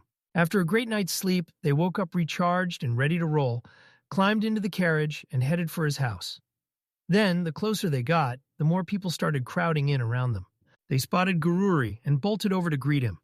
While Iris blinked and admitted she never thought he'd be this popular still, the hero was relieved they hadn't forgotten him, but something feels off because he's got a bad sinking feeling about all of this. At first, he just couldn't wrap his head around the crowd's wild enthusiasm, but then it hit him. They weren't shocked, they were thrilled because they loved him. They rolled in around noon and Kururi saw it instantly. Almost everything looked exactly the same as when he'd left. Someone shouted his name, and he sprinted over to scoop the boy into a tight hug, so happy the kid was finally back. Turns out, the boy's not crying from joy at all. He wipes his face and tells his friends, Iris and Wayne, "You're meeting my classmates." And yeah, they'll be here with him for the whole summer vacation. The man lit up when he met them, and Wayne stepped in to greet him. Then the guy flinched, spun toward Iris and blurted that she was dating one of them, but Iris shut that down fast. Kururi just couldn't figure out what her father was up to. He'd been gone for ages, sure, but this time he was acting completely different. Leaning in and whispering to her that she had every shot at becoming queen, then he begged her not to disgrace the family. And that tall guy, the realization hit him like a truck. He's the son of the commander-in-chief of the Imperial Army. He dropped to his knees, and the son blurted, "Dad, what's wrong?" His father choked out, "I can't take this anymore. Too much has been happening lately. At this rate, even my heart won't survive it." Kururi tells him, "Don't stress while I'm here. I'll help you untangle everything." His father always knew. His son wouldn't leave him hanging when it mattered most. But right now he's swamped and at his limit. So he's handing the whole mess to him. Before he even stepped out, he'd already grinded through a mountain of work, and somehow it still wasn't over. Dad slapped the rest on his shoulders, and when the hero snapped at him to hit the hot springs, Dad nodded, relaxed, and dumped it all onto his son before walking out. The whole mansion is his to claim, and there's no stopping him now. Kururi's left speechless. Dad wasn't bluffing. There's no backing out now. He started this whole mess, so now he's got to clean it up. He told his friends he didn't think about work. So until then, they can do whatever they want. He'll figure out the rest later. Wayne said he had nothing going on, so he'd jump in to help. Then the hero thanked him and headed off to see what needed doing, deciding to check the tasks for now. The resort is booming, and crowds keep flooding into the city, but the infrastructure can't handle the rush, and most newcomers are broke, with no way to build their own homes, so the streets sink into real hygiene problems. Every crisis starts with overpopulation, and he never saw that one coming. As for the estate's development, things are going crazy in the best way. Most people don't even have their own homes yet. But they all have jobs, because hands are needed everywhere, and newcomers can snag work fast, while agriculture is booming like never before, thanks to the flood of fresh helpers. The big problem now, housing needs to be built, but that takes real money, and he's got to keep an eye on the property too. Building houses needs both people and cash, and it's way more complicated than he ever imagined. He couldn't afford a second to worry this was go time. He decided to crack the safe and borrow the money, just as Wayne announced that a visitor had arrived. It was Lotso, one of the guys who helped them build the resort back in the day. And when they locked eyes, they greeted each other like old friends. Everyone called him the most trustworthy man in their world. So when the boy heard he'd returned, he hurried over, carrying reports and the key info they needed to kick off the season, and the young man swept him inside. They chewed the whole thing over for ages, and he was adamant they had to talk. Then Lotso's timing hit perfectly because he'd been cooking up a plan all along, and he wanted to use this money to build homes people could live in for free. Kururi pressed him for his take, and he snapped back that if it worked like that, people who bought their own homes would start green with envy. So yeah, the hero nodded right along. He suggested they shouldn't hand out free houses, just slash the prices below the usual rate, and the complaints would probably dry up. But then the hero in red would be the one getting all the credit, and the guy shrugged it off like it wasn't a big deal. They cut the chit-chat and jumped straight into business. Lotso took charge and set out to recruit the builders. The boy planned to rope his brothers into doing his work, and as he walked out, Kururi had to admit, yeah, just like always, he was straight up magnificent. Then Iris and Vane slid in, and the girl immediately asked if he'd finally decided what he was going to do. Wayne and Kururi grabbed the physical work, while he wanted Iris to take over the paperwork. Because that day they kicked off a huge, full-on plan, and requests to build a house started pouring in from just about everyone. As the rumors tore through the city, the crowd swelled by the minute, while Lotso and Iris, meanwhile, were buried in contracts and paperwork for the homeless. Over 100 people poured into the construction. Yeah, even the landowner was there, including him, and that only spurred everyone to dig in harder than ever. For one full month of those 2 summer breaks, the entire holiday schedule vanished into construction. Kurudi thrusts a bag of money into Lotso's hands, saying it's just a tiny piece of his gratitude, and he demands Lotso take it. The boy lights up, calling it a huge honor, then blurts out his thanks to the hero in his heart. He swears that as long as that young man rules these lands, everything will thrive. He tells him to call if he needs help, starts to walk out. Then Iris suddenly blurts out his name and stops him in his tracks. She asked, "Will we meet again?" And he shot back, "Of course, if Kurudi invites me, I'll be there." But the girl wasn't buying it. She clearly had other plans. Then she broke away, said goodbye, and left him behind. Curry's mind can't wrap itself around what just happened. He stepped up to hand her her award. She blinked, thanked him, and then blushed again as she kept glancing back at the door. Next up was Wayne for the award, and he shot back that he didn't need it. But the hero wouldn't back down. Then he leaned over and snapped, "Why is Iris acting like this?" His friend just shrugged, "I don't know." So Kururi marched right up to the girl and demanded face-to-face what in the world was going on. The girl blurted that she'd never felt anything like this before, and the guys' faces went totally blank with shock. The hero pushes her to explain, and she blurts that it's the first time in her whole life she's ever met someone this caring and dependable. Then the guy's eyes widen as he instantly realizes her diagnosis is nothing but love. He can't even wrap his head around it. Why are they talking about Lotso like he matters? He's a side character. So how is this even happening? Kururi leans in and begs Vane to somehow make it happen. And Vane just stares back like, I don't even know how, because the hero's mind is completely blank. They're just 2 clueless guys who can't seem to treat women right. And then there's this girl completely obsessed, head over heels, and falling for them hard. He told her to head straight to the holiday villa. Lotso would be there. She snapped back that she had no reason to go. Even the toughest Wayne can't hide that she's worried because the hero isn't just thinking about it. He's plotting to see him again and is getting ready to ask, straight up, if he'll come with him. That's exactly how a holiday romance hits sweet, then suddenly dangerous. If this keeps going, Iris might not even make it back from vacation with them. So what's he supposed to do? Maybe he should drop to his knees and beg Prince Ark for forgiveness. They spotted Lotso staring back from the window. The girl asked, "Is my hair okay?" And the hero said, "It's fine," but something in her eyes screamed she was still on edge. The doorbell rang like a war drum. The bell rang, and for the first time, Karuri jumped at the sound. Was this love striking him out of nowhere? He walked up and greeted Lotso. The hero swears he's got that sweet face and a total good guy aura, and maybe he should really bring them together. Both of them look like solid people to him, so the young man showed up with a report from the holiday villa. They were aiming to knock everything out fast while he was still here, because Karuri swore it'd be crazy convenient, in every way. He glanced at Iris, and there she was in full housewife mode, like sure, you could call her just a girl, but honestly, none of that mattered. Lotso told the hero in no uncertain terms to lean in and make sure they got closer. She wanted it badly. Iris's tension hit like a warning, so he stepped in facing her head-on. He told her Lotso had a report he wanted to share, and she absolutely needed to hear it too. He pulled her inside and told her to listen, and she blushed instantly. She slid into the seat across from him and stared at the hero so oddly it made his skin crawl. What was her deal? And seriously, couldn't he just notice Lotso sitting right beside him? The boy handed in his report. And Karuri gave him a warm thank you for getting everything done so smoothly. Iris nodded along. Gushed that Lotso was amazing. Thanked her right back, and then decided it was time to head out. The girl was crushed with worry, and Karuri had no other move. He told Lotso to stay put for a while. But before he could even argue, the kid grabbed him and shoved him down on the sofa. The hero said he'd grab some food and they could just sit and talk for a bit, and the young man bowed his head and thanked him for the kindness. Karuri clung to a sliver of hope for any kind of result, while Vane shrugged like the hero must have already slipped away. He shot back that showing up would only shame Iris. Then Wayne snapped, "Don't be ridiculous. A hero doesn't talk like that." And the truth hit harder. In a way, he'd run from it all. They couldn't shake the feeling that something might go wrong, so the guys traded quick looks, then stepped out to see what was happening. And just like that, it looked like they were having the time of their lives, which meant they didn't have to worry anymore. Grudy leaned in and asked if it was even okay that they were spying on them, and Wayne snapped back that it felt like the height of bad manners. They decided to spar, and Wayne immediately praised the hero's 6 sword skills. Gururi swore his technique was just as deadly. Then they slammed into each other and crossed blades. Then they clapped hands, both of them thanking each other for a brutal, satisfying fight, while Iris and Lotso erupted into applause.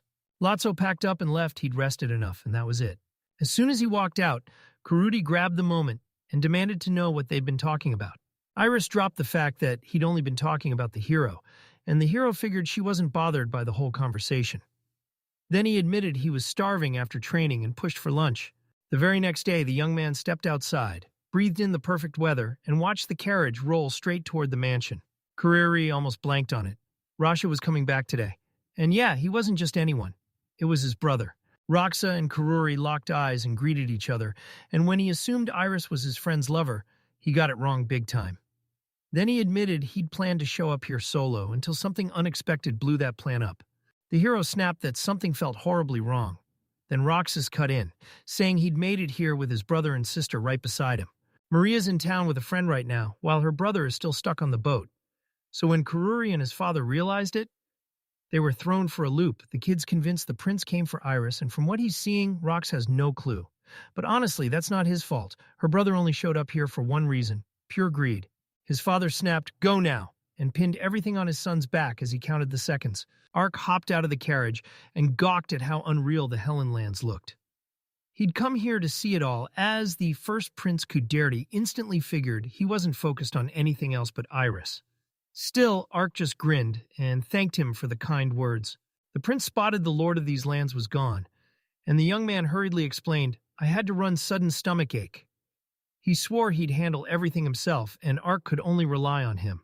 Ruxa shot her an apology for stirring up trouble, then told her to look after his brother even if he could be a handful, while Kaduri stared in disbelief, thinking, how hard must it be to live with someone that strange, and decided that even if he understood why she'd come, he still needed to ask properly. He ordered the Rasa clan to hold up inside the house, and Iris and Vane were already there, so the first prince stiffened instantly as the truth hit the young man.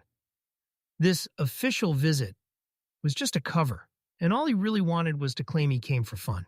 Roxa shot him a grateful nod, then sprinted straight toward Iris, who was waving like crazy at him. Ark whipped around to face him and thrust an envelope into his hands, telling him to pass it straight to the guy. Gururi's convinced it must have come from Eliza, and he can't explain why opening her letter makes his heart lift like it's on fire. But still, it feels weird.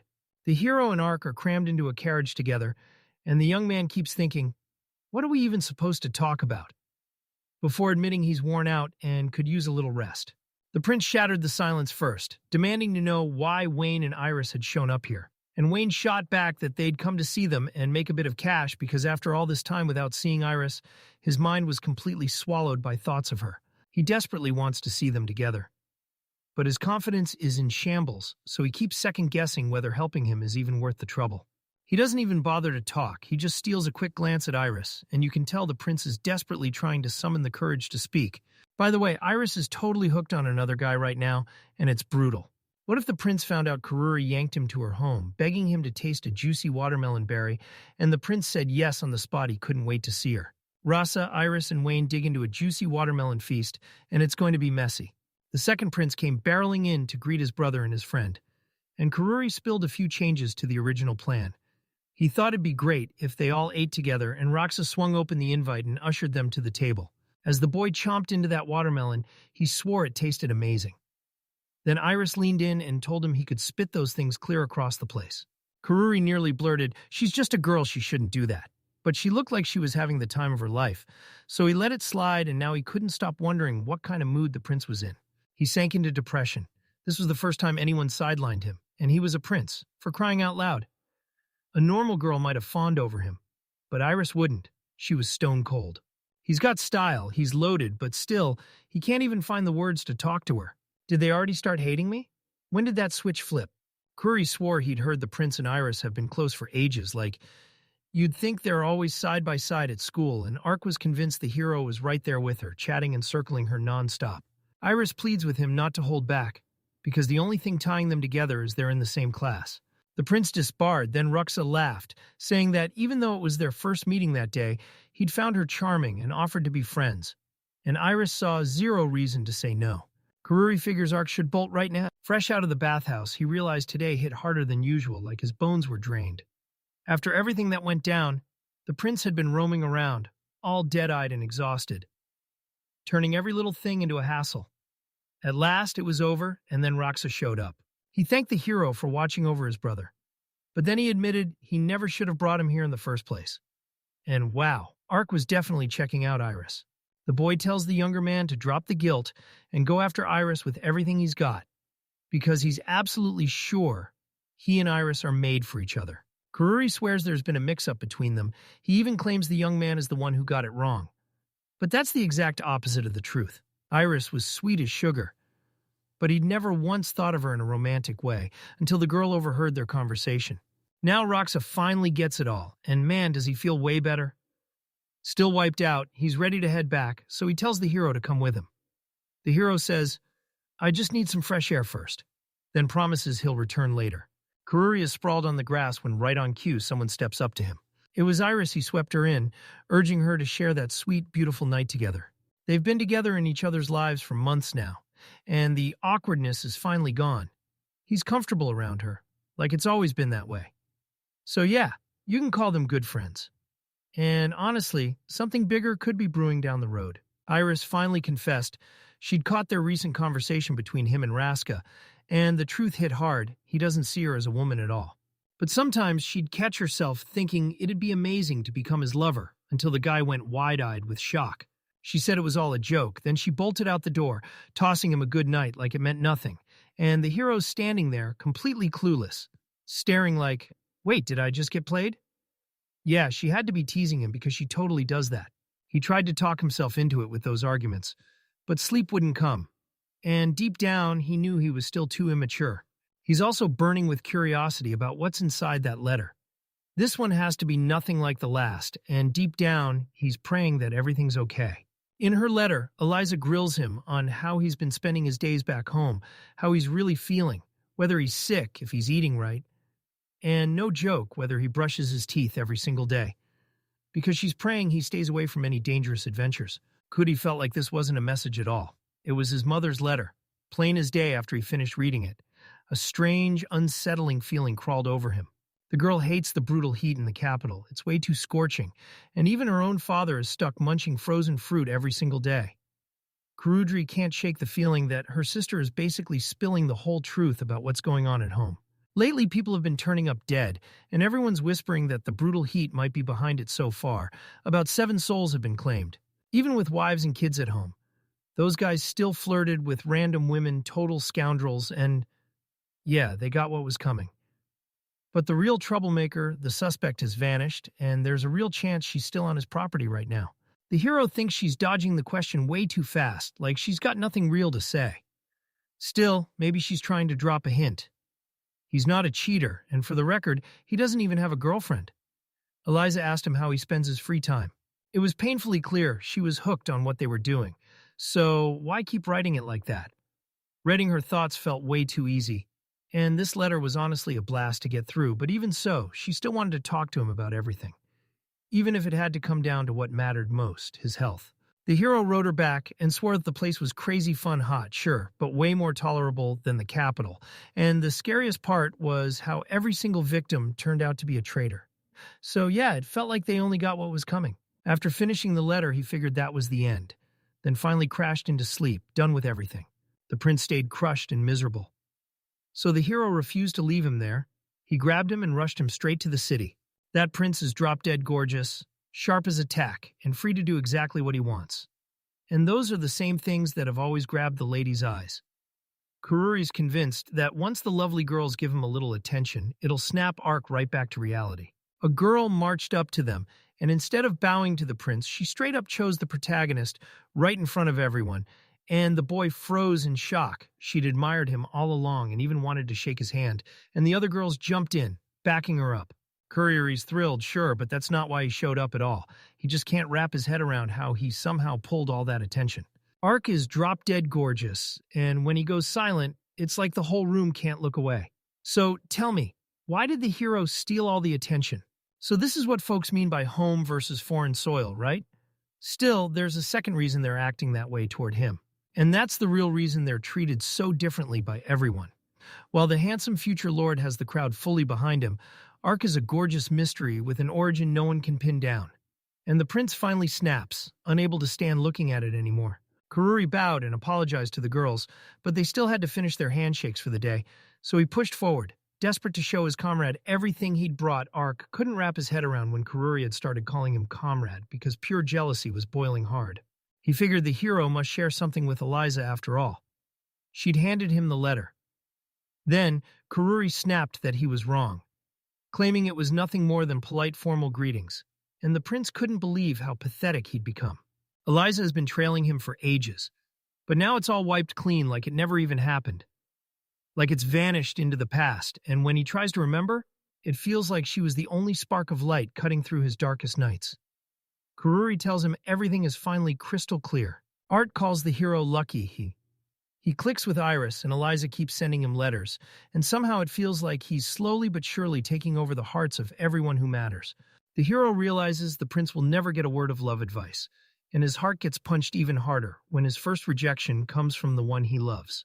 He started thinking about how girls light up when you hand them a gift, and if he had someone in mind, he should go for it. But then he told her there was nobody like that, and admitted that his last attempt had ended in rejection and turned their relationship sour. Kururi demanded to know what he'd handed her, and the prince blurted out, "A diamond necklace." But the hero snapped into sudden silence, and that awkward hush practically made the prince choke. He pressed, "So tell me, how is all this supposed to be strange?" Then his mind raced. Had his taste for beauty finally aged out? And had he fallen behind on what modern fashion even means? The guide tells him to tone it down, but honestly, that pricey gift would spook any normal girl he's barely even met. Ark can't make heads or tails of human feelings, so he asks, how are they even built? Humanity scares the life out of him, and the prince's fear of humans is crystal clear now. Then the hero steps in and decides it's time to give Ark some advice. One day he slipped a strange girl a flower, and her face lit up like the sun. The prince smirked and said, "If that's all it takes, then hand her the whole garden." But the boy shook his head and insisted, "I only needed one." For the prince, it's simply not going to be enough. Kururi swore that his territory was packed with rare, precious flowers, and if he could spot just one stunning bloom, he'd have any girl grinning from ear to ear. Seeing the prince's bright smile, the hero finally snapped and stopped teasing him. They burst into the forest. He marched the prince straight to the biggest garden on his estate, where the flower hamayo blooms. Every petal shines a different, impossible color, and people swear it carries the miracle of today. Ark could feel his power flooding back, and he pushed for that win. Then he turned and thanked Kururi. He'll track it down himself, yeah. Himself, and 3 days later he finally asks to leave everything in his hands, while the hero sits there thinking about going back home. The prince never got the flower like spring itself had vanished from his world. Roxa said he hadn't seen his brother this broken in years. It looked like the prince's confidence had finally hit rock bottom, and he'd teetered on the edge, so the hero turned to Roxa and asked what to do. And Roxa's plan was wild. Bring him to a hot spring, toss some fruit around, and soak in that comfort. And just like that, his morale surged back. Kururi thanked the boy for his offer, told him to trust her, then spun to Ark and called him over to the hot springs. But the young man swore there were tons of fruits to munch and a chance to truly unwind, so the hero hauled him to the best local hot springs, and for once, the plan actually looked like it was working. Ark threw out an apology for today, but his face still sagged like the weight of the world was on it, because they couldn't just stop there. Not when he swore he'd feel better once they hit the hot springs. He even requested they scatter fruit ahead of time so he could dig in and eat to his heart's content. They leaned in, rubbed each other's backs, and sank down into the water together. Behind the wall, the girls were whispering and sizing each other up, and Kudri couldn't shake the feeling he'd basically rented the whole place, except it looked like the girls' side was still up and running. The prince demanded why the whole place wasn't booked, and the servant snapped back that the ladies' section was left wide open, sending Ark's stomach into knots. Then the girl leaned in and went, "Yeah, my breasts are basically a watermelon." And the boys froze, stared, and instantly turned bright red. The prince begged for the chance to hold the watermelon, and when he finally did, his face turned beet red, as if he'd just lifted a giant, sky-sized berry. Then the girls started sizing up their bodies like oranges, weighing them in their hands heavy enough to feel, not so heavy it bothered them, and honestly, a ton of men loved that exact size. Ark jumped in and said they were dead right. Turned out it felt surprisingly comfortable. "Seriously, do guys really think the same thoughts?" the prince said, smiling like this place was the greatest thing ever. He even thanked the hero for bringing him here, and then he couldn't stop thinking about leaving. Kuriri leaned in and asked the prince, "Will you be satisfied with just our voices?" The prince shot back that if he never got a look at them, he could only soak in the words. The boy snapped, "No, you're wrong. I've done this before." Kuriri begged, "Don't get it twisted." And yeah, it didn't work out at all. Ark shot back, so it'll be the same again. The hero grinned and said, "Nope, this time is different." Because it wasn't just one person anymore. They had two. Two heroes meant they could pull it off with the shoulder rider tactic. Ark blurts that he can't see a thing. The fog swallows his whole view, and he's so close to the Forbidden Garden that it feels like if he'd just gotten a little higher, a little closer, he'd make it in. He pointed at a bucket nearby. Use that, and Kururi swallowed hard, terrified her own efforts for the prince were about to backfire. He warns that if they try it, they'll probably slip and eat pavement. Because Ark points out that even if disaster strikes, they've pushed too far to turn back now. They decide to do it, and the prince finally sees it all. Nothing will block his view now. The hero begs him to chill, but the prince can barely stay steady on his feet. But when he peeked around the other side, nothing. Not a single soul. He should have guessed it wouldn't stay hidden. Because the moment they started yelling that loud, discovery was inevitable. This feels like pure bad luck. Looks like they're walking away empty-handed. But the prince can't help smiling, even if they never got to see that Forbidden Garden. Still, Kururi's got a whole other worry on her mind. They'll keep that spot for just a couple minutes, then drop straight to the ground. The prince doesn't have to worry. This hero can promise he won't get hurt. As he crashes down, he'll blast him flying straight toward the water because he has to. He can't keep fighting to stay like this anymore. His strength is finally gone. They plunged down hard, and that same day they swore they'd stop trying to peek. Roxa rushes in and apologizes to Kururi for the mess she caused. He tells him not to worry, because it wasn't his doing in the first place. The boy swears he'll come alone next time, and he puts his faith in that promise. All right, it's time for him and Ark to move on. Roxa thanked him for everything, and with that, they were gone. Just like that, Iris blinked and realized they'd already left, and the empty silence hit hard. She could only feel how lonely this place would be without them, because the girl looked genuinely heartbroken that Roxa wasn't here anymore. Like the prince simply didn't exist in her eyes anymore. She kept asking herself when they'd come back again. Mr. Roxa was always swamped, so maybe winter break finally gave him a breather. Ark wasn't in this world with her anymore. Then they stepped inside the house. From now on, he'll finally kick back and enjoy his summer vacation. Though first, Iris and Wayne have rolled in to start work. So let's show them something fun, easy, and quick. He's already dreaming up a face mask business, same playbook as Toto, and he's setting it up to start selling near the villa. He's even asked a friend to haul all the masks to Lotson's, and Iris is going with him to sell them. Right by the villa, Karuri waves everyone over and lays out the whole deal about the masks. The woman demanded to know what this was, and Kadori told her she'd put on a face mask now, because if she used it once a day, her skin would turn purple, just like squeezing something into a jar. She grabs one right away. Then the hero steps in, tells her that because she's their first customer of the day, the mask will be just 5 silver coins. 5 still brutal, but the woman nods and agrees. She didn't even blink. She just stared at the wallet and demanded to know what kind of crazy power it had. Karuri told her to pull the leaf out of the container, press it to her face, and boom, the magic would keep going strong for a full 8 hours. He told her to yank the leaf right away and stop wasting time. She nodded and promised she'd give it a shot. And if it worked, just like he said, she'd come back for sure. Karuri thanked her for buying. That sale was lightning fast right away. Iris demanded how much food 5 silver coins could buy, and the hero shot back that the price was brutally high. It's a good thing they managed to sell him, the guy said, because sales always boil down to what the buyers think about the product. They only had 1 mask to sell, and that was it. So yeah, more people will have to wait a while, because the whole point of masks is trapping the buyer into coming back for more. They had to make sure nothing derailed do every trick in the book, to sell as fast as they could, even though they had no clue how it would all turn out. Iris flashed a smile and promised, "We'll give it everything we've got." Then another woman stepped up and asked what they were selling, and Kudderty showed off his wares when a new woman's eyes lit up with interest. The young man quickly said it was just a face mask. Then the girls started closing in on the counter. Iris said they absolutely crushed it today. He was just as shocked everything they had left was a little facial oil. And even that had dried up too. So all they could do was wait for what people thought tomorrow. He didn't even stress about a total flop, because if it bombed, he'd just try to sell the pot anyway. And based on what people said, he'd have to map out his future. Then the hero pushed the idea to use it alongside Mr. Lotson. She nodded yes, and the second his name hit the air, her cheeks flared red like a spark caught fire. Iris wasn't just into him, she was head over heels in love. The heroes finally linked up, and Vane grinned that all his hard work actually paid off. Turns out he felt way better now. They still had a couple unused masks. So Vane offered one to Lotso, and Lotso nodded, deciding to take just a single mask. He's toying with the idea of handing it to his wife, calling it the perfect reward for his non-stop grind. And when he says that, Karuri, Vane, and Iris are left absolutely stunned.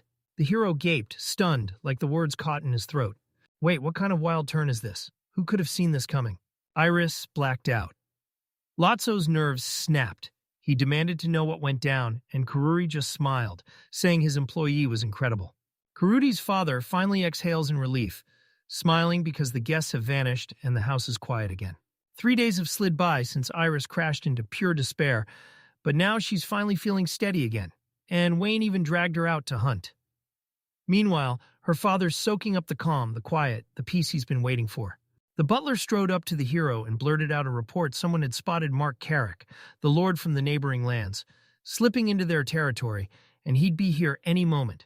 His father's leg cramped up hard, and he shot his son an apology as he struggled to speak. He wanted to mention Carrick Marl.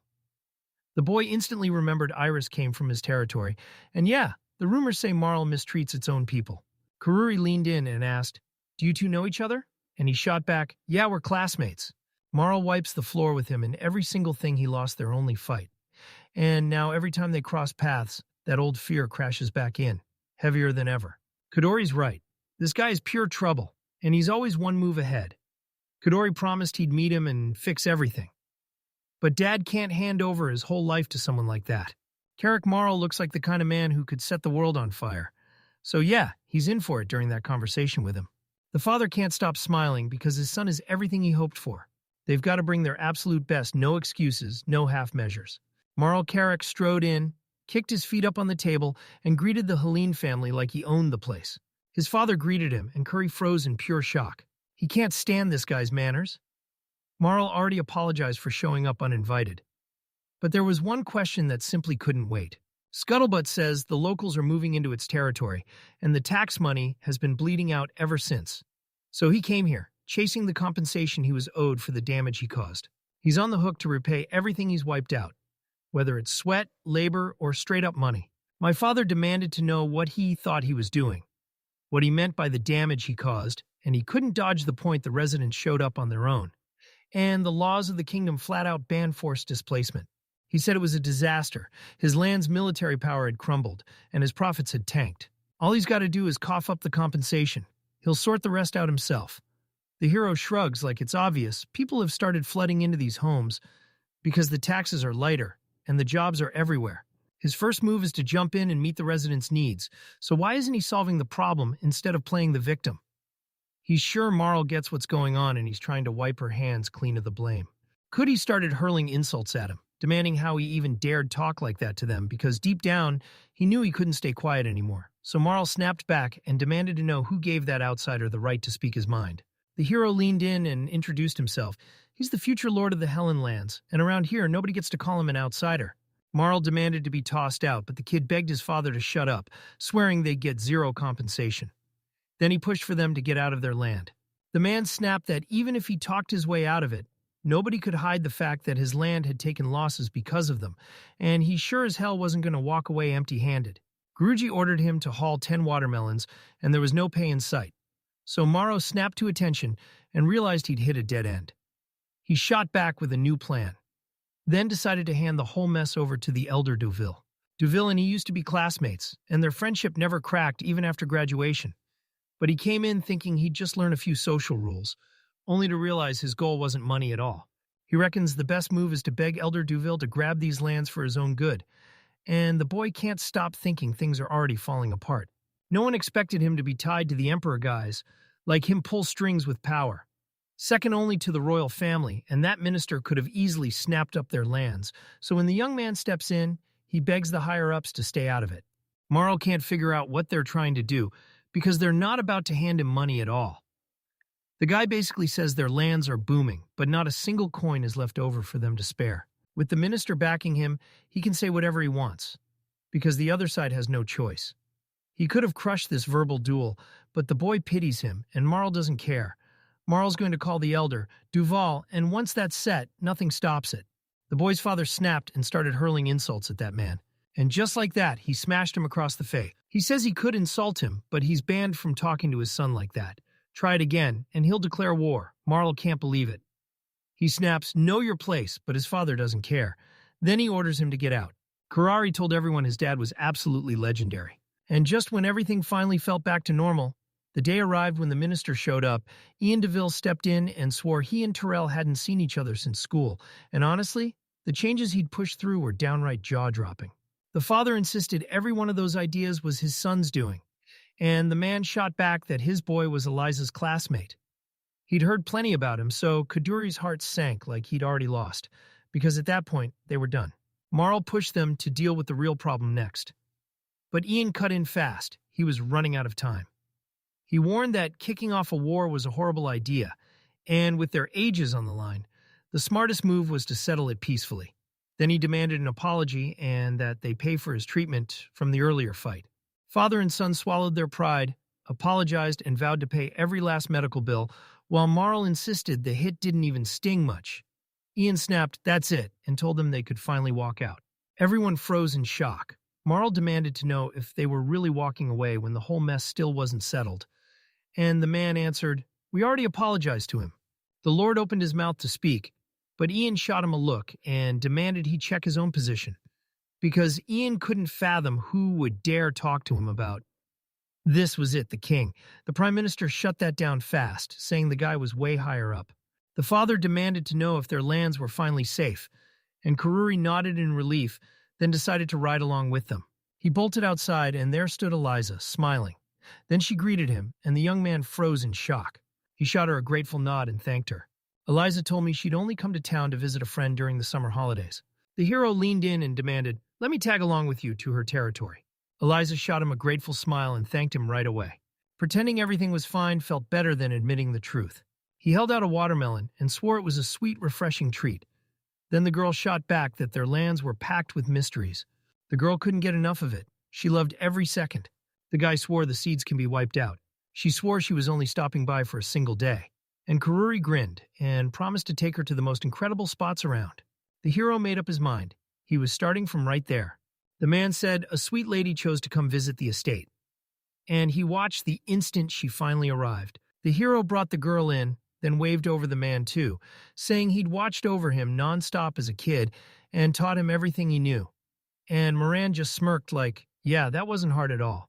He told me Volume 4 of the Book of Magic gets super tangled, and he didn't think he could wrap his head around it alone. Then he said, just try, that's all. Karuri nodded, admitting it was true, and then said it would be awesome if he'd actually lend him a hand. The girl snapped at him for talking to him so rudely, then warned him that he can't keep leaning on other people's help all the time. The man admitted Eliza was right, then his eyes carried a tender, sensitive look. Moran said it would be amazing to have a girl that brilliant join his family. Those communication skills were seriously impressive, like the guy could read minds and talk circles around anyone. The hero burst back, declared, "I'm back," and they told him to get out, but he refused to leave. The boy claimed his teacher was the one who taught him blacksmithing and said the man was stubborn to the bone. Eliza flat out told them she saw zero reason the hero should learn blacksmithing. Kadori just couldn't bring herself to say that this job would lock in their future because telling him felt like handing over a once-in-a-lifetime offer, and explaining it was going to be a brutal challenge. He shoved the warning at me, "Don't you dare block the hallway," then told me to step inside. It's called a tsundere, where the sweet act and the savage attitude fight for control every second. He claimed he'd always been like that, first sharp with scolding, then suddenly all care. The blacksmith told the boy he'd finally found the knack for running a business, and now it was time to settle down and start a family.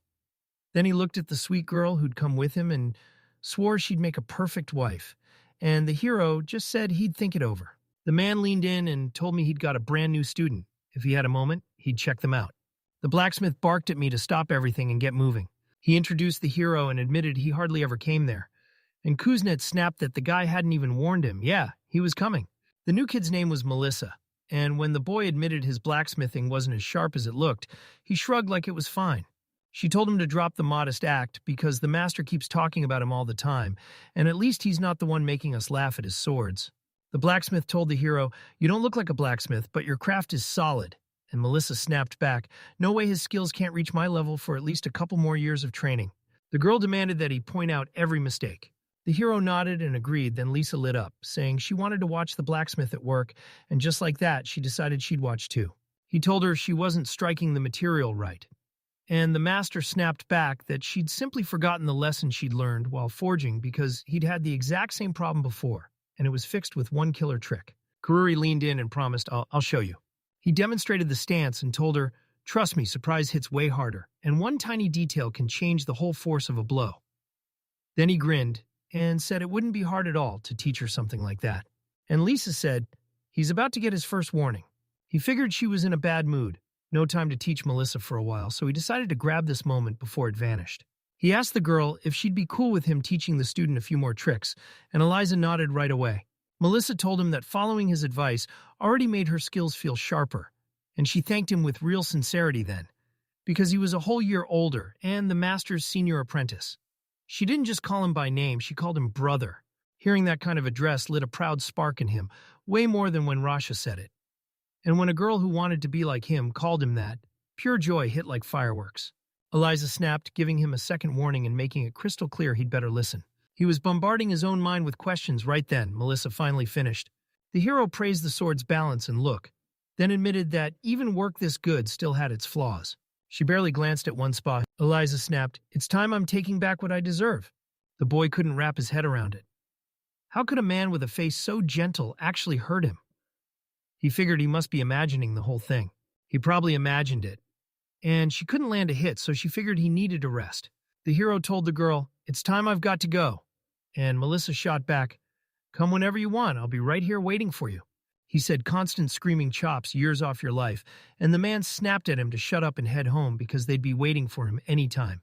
Then the hero whisked her off to the hot springs, and Eliza burst out that it was the most fun thing ever. The girl gushed that the hot springs were amazing, and right as she spoke, it felt like the sweet scent of the flowers scattered all around was still lingering in the air. Those blossoms were breathtaking. The hero leaned in and asked about the land she lit up and swore it was amazing, then added that she'd been lucky enough to meet the local lord herself. That girl charmed everyone she bumped into, and even his father, of all people, didn't so much as get a stomachache when he met her. He told her she could drop by any time and they'd be thrilled to see her. And Lisa promised she'd be thrilled to come back again. He told her there was a ton of stuff waiting for her that she'd never seen before. Then she promised she'd come, telling him not to worry. They locked eyes and swore they'd never break that promise. You could call this the ultimate proof that the oath is real. Eliza said the steamy hot springs left her feeling a little woozy. The hero couldn't help but think it was downright adorable. Once the conversation ended, the girl headed back to the capital, then he watched the carriage roll away with a heavy little sigh and trudged home. Today felt like a total win until one nagging question wouldn't let go. Why in the world did he introduce Eliza to his family? It was weird, sure, but he still loved how it all turned out, and Eliza seemed to have a blast too. Yeah, that was the whole point from the start, and those happy old memories can only do good. Days slipped by after Eliza stormed out. With 3 of them standing there, the guy pushed for a new formation, and Wayne didn't hesitate. He demanded the front spot. Iris also refused to fall behind. She wanted to be out front. But the hero shot back that he'd cover them now. They're deep in the forest on the property, and it all started because something went down just a couple hours ago. Monsters started showing up on their property, and before they knew it, everything spiraled out of control. Normally, the hero would just call for a kill, but since 2 powerhouses are right there, you might want to handle him yourself. He swore he'd track down the solution no matter what. Somehow, that's exactly how they wound up there, Wayne bouncing in a good mood, while Iris insisted she'd be up front. With everything so calm and quiet, it was the perfect moment right when monsters slipped into the world. Knowing Vina, yeah, that's real, and it's definitely not some made-up story. He won't close his eyes, not for a second. He swore he'd smash straight into them head-on, while Iris handled anyone he didn't catch, and the protagonist knew he'd better be ready to unleash his skills the moment danger hit. The girl loved unleashing her steam and letting everything out. Crudy finally clocked it. This was the kind of woman who burned off every ounce of pent-up rage by swinging a bat like it owed her money. It's so good they can take down 3 goblins, like it's nothing. And if you tried to hire a hunter yourself, you'd have to shell out 1 gold for each goblin. They cranked down their spending and socked away every last bit of cash. Becoming the future lord filled his chest with pure joy. A ghoul lurked nearby, and it felt like it was already watching you. Wayne asked, "Should we try?" And he was dead right to doubt nothing. Because even ordinary ghouls are insanely powerful. You don't just roll up on him. He's too dangerous. And sure, he has an antidote, but it won't save you completely. The girl leaned in and told you, "Just try it. You've got to go for it." It felt like she needed this more than anything, yet, even with the antidote in his hands, she still had to stay on guard. He promised he'd draw Gaul's attention. Then the girl would rush in and land the hit. Vine stepped in and promised to cover for them if things went sideways. Iris still doesn't look like she's any better yet. They've got to shut it down and get quiet right now. It was an orc, and the air around him felt like trouble waiting to explode. That orc is a walking nightmare. His brute strength and tough defense smash way past any normal human. And on top of that, he's insanely fast. So once he's on you, escape basically turns into a fantasy. If this was the absolute worst-case scenario, they wouldn't even get a second to dodge it. Wayne warned them he was lethal and said staying out of that fight was the smartest move. If he asked for help, it would cost him a fortune. So he decided to crack the problem himself instead. Iris leaned in and said, "Let's give it a shot." The plan stayed exactly the same. It's absolutely massive, at least 3 meters tall. After his attack, survival won't stand a chance. Even with Iris acting way too cocky, her moves still carved out a little precious time. No backsies now. Once this starts, there's no going back. She swallowed her nerves and said goodbye to the guy she'd been crushing on. The girl insisted she felt totally better now, but the monster's face was still bone-chilling. Like all along it had been dragging the idea of falling in love through her mind, and even if she was okay again, she still didn't see any reason to unload everything on that monster. Rejected women spill their hearts to each other, then somehow they walk out feeling lighter. The hero said, "We're done. Let's hit the hot springs," and the girl lit up and agreed right away. She flashed a smile, and somehow all her worries vanished, like that grin was the perfect fit for her. Now that they'd finally loosened up, The guy pitched ping pong, and Iris blurted that she'd never played a single round in her life. The prize is a gorgeous cake, and she smirked, saying she was only playing. Wayne refused to play like the idea burned him. The hero snapped that if it came to that, he'd lose. Then the other guy got kicked out of the game. Kururi snapped that nothing changed at all, and just like that, everyone agreed he was the loser. Wayne said, well, then I'll play no matter what. He said the ball had zero chance of hitting the net or slipping off the table, so they'd battle it out to 10 points. He and Wayne are up first, about to kick off the whole game. Then the victor steps up to face Iris next. Wayne said, let's change outfits, because moving in that stuff was a nightmare. One mistake, and the winner's already taking the cake. Their outfits were totally wrong for table tennis. The guy shot back, it's tradition, like that settled everything. The hero admitted, with a bitter laugh, that he'd been naive all along. He played it smart, and now that he finally got the basics down, he's not making that same mistake again. He snapped right into it fast. Wayne edged it out by 6 points, then grinned like, turns out I'm finally getting the hang of this. It looks like this girl's about to hit a wall, and winning won't come easy. But hold on, this is where things get juicy, because that's what table tennis was all about. The guy admitted he was way too nervous to go for it right now, and Iris shot back, then let's see who's really better. He didn't hold back for a second. He wasn't playing around at all. He went all in and played dead serious. The girl warned him, don't mess with me, but he snapped and slammed her in the same spot over and over. The hero swallowed his pride and apologized for crushing her expectations. The match was dead. Even whoever snatched that final point would win it all and take the cake. Wayne admitted her skills might be sharper, but then he smirked and said the serve was his now, and he was so sure the win was already in his pocket. The girl admitted he had some truth in it, then smirked because she was still going to match his deadliest serve and hit back. Vine said she'd give it a shot, but she was sure she'd still fail. A huge smile lit up her face, like everything was finally going her way. They fought on equal ground, and honestly it felt right that the girl snatched the win. The hero's heart sank hard because everything he'd been waiting for just never showed up. In the end, Iris snapped back to her usual self, but even then, he still couldn't find what he was chasing. Sometimes you panic for no reason, usually because you're already worried, but nothing's actually happening here. That's worth stressing about. He could barely hold it in, especially the night before summer holidays were about to end. Still, it was midnight, and yet weird sounds kept slipping through the dark. A man showed up, desperate to speak to the hero, and demanded to be let inside. He had to catch him before it was too late. He caught the news and knew he had to tell him right away. A massive fire ripped through everything, fast. This is where they slammed the decision down. Build houses for the immigrants pouring in. And yeah, it's packed with workers, so when he asked how big the fire was, you could feel the danger getting real. Lotso said he couldn't pin down how far the flames really spread, but he'd been told they sparked in multiple spots at the exact same time. Then the alarm blared a moment later, since it was all happening at night. Panic exploded instantly, and things keep getting worse with every second. The hero shot him a grateful nod and thanked him for spilling the whole story. The man demanded that he give the order right away. He said he'd start by changing his clothes and getting ready first, because he needed just a little time. With a calm face like his, the other guy carried a heavy seriousness that said everything was worse than he ever expected. He wasn't sure he could keep his cool and take control of this mess. And the fact that the fire erupted in multiple spots didn't feel like a coincidence, though maybe the report was wrong. For now, he couldn't make any big move. Maybe it's just a coincidence, but he can't confirm a thing. Your main job is to stand guard over the fire, non-stop. The hero rushed over and apologized for making them wait, just as the horses were finally ready. He lunged in front of his comrades to stop them, but they refused to back down. It was still midnight, but they jolted awake anyway. Wayne snapped that if he started that kind of scene, everyone would wake up, and the girl insisted they just wanted to help him. He admitted he still didn't know for sure there was a real chance this could turn deadly, and if there was any way, he wanted the two of them to stay put right there. Iris snapped that she wouldn't be talked out of it. She was going no matter what.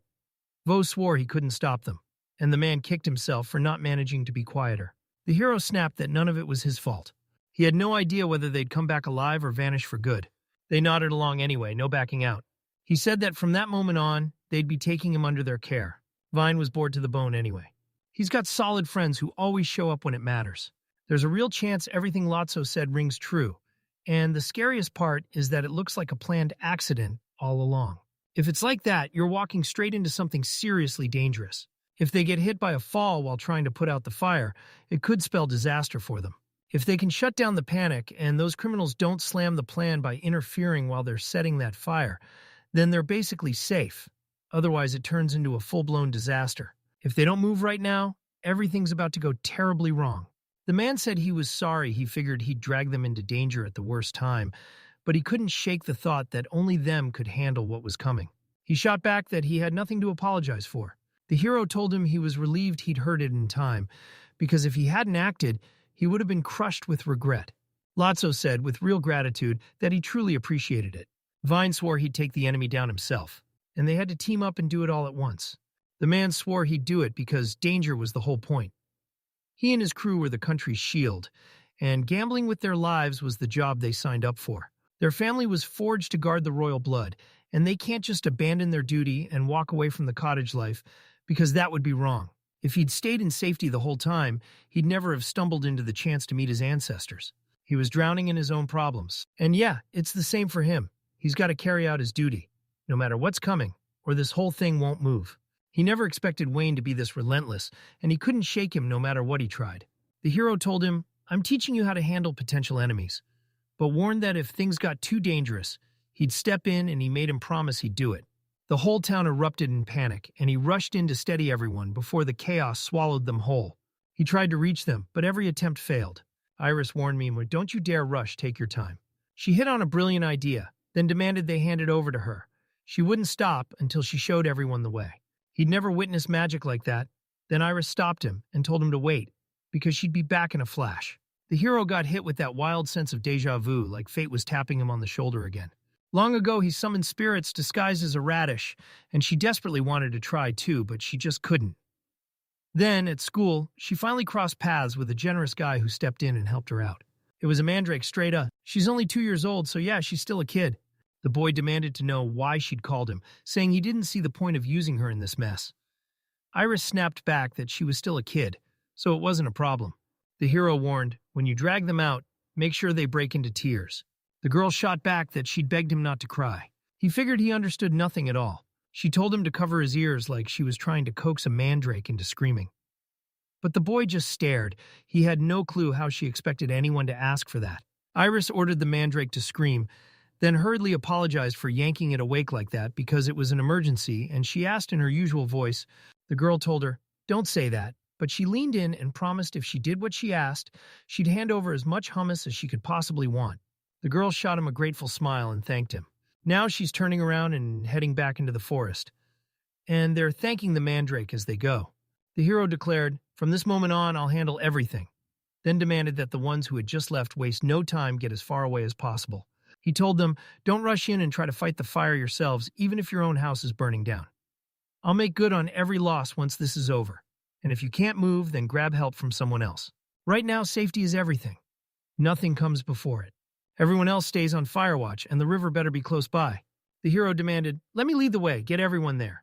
They'll grab every bucket they can find and start pounding water on that fire until it goes out." It totally looked like something was tailing them. The man spotted eerie movement creeping toward the forest. Maybe they're criminals, and he's about to hunt them down. The guy warned, "This could be a trap." And Wayne snapped back, "I know, so even if it is, I'll keep them busy for a bit." Then leaned in and told him to watch the fire. The hero begged, "Don't ever drop your guard, promise me you'll stay safe."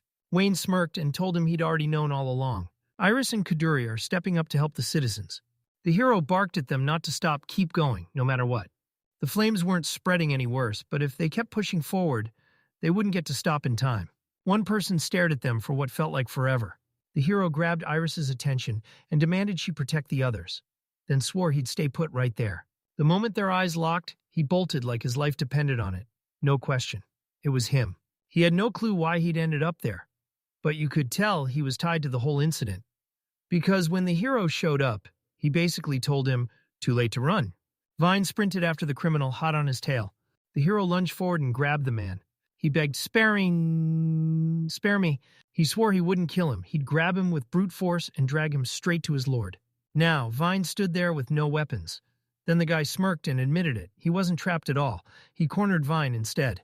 The guy suddenly realized he'd stepped straight into a trap. The stranger leaned in and swore it was meant for him. The bandits mistook him for the main character and treated him like the hero on day one. They claimed they baited him there just to trap him.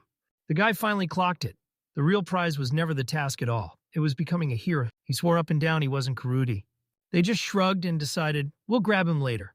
But now the man refused to let him go. Now that he knew their target was Karuri, he refused to let them touch anything else. He claimed he could be strong, but with no sword in his hands and 6 of them closing in, only he had to be terrified.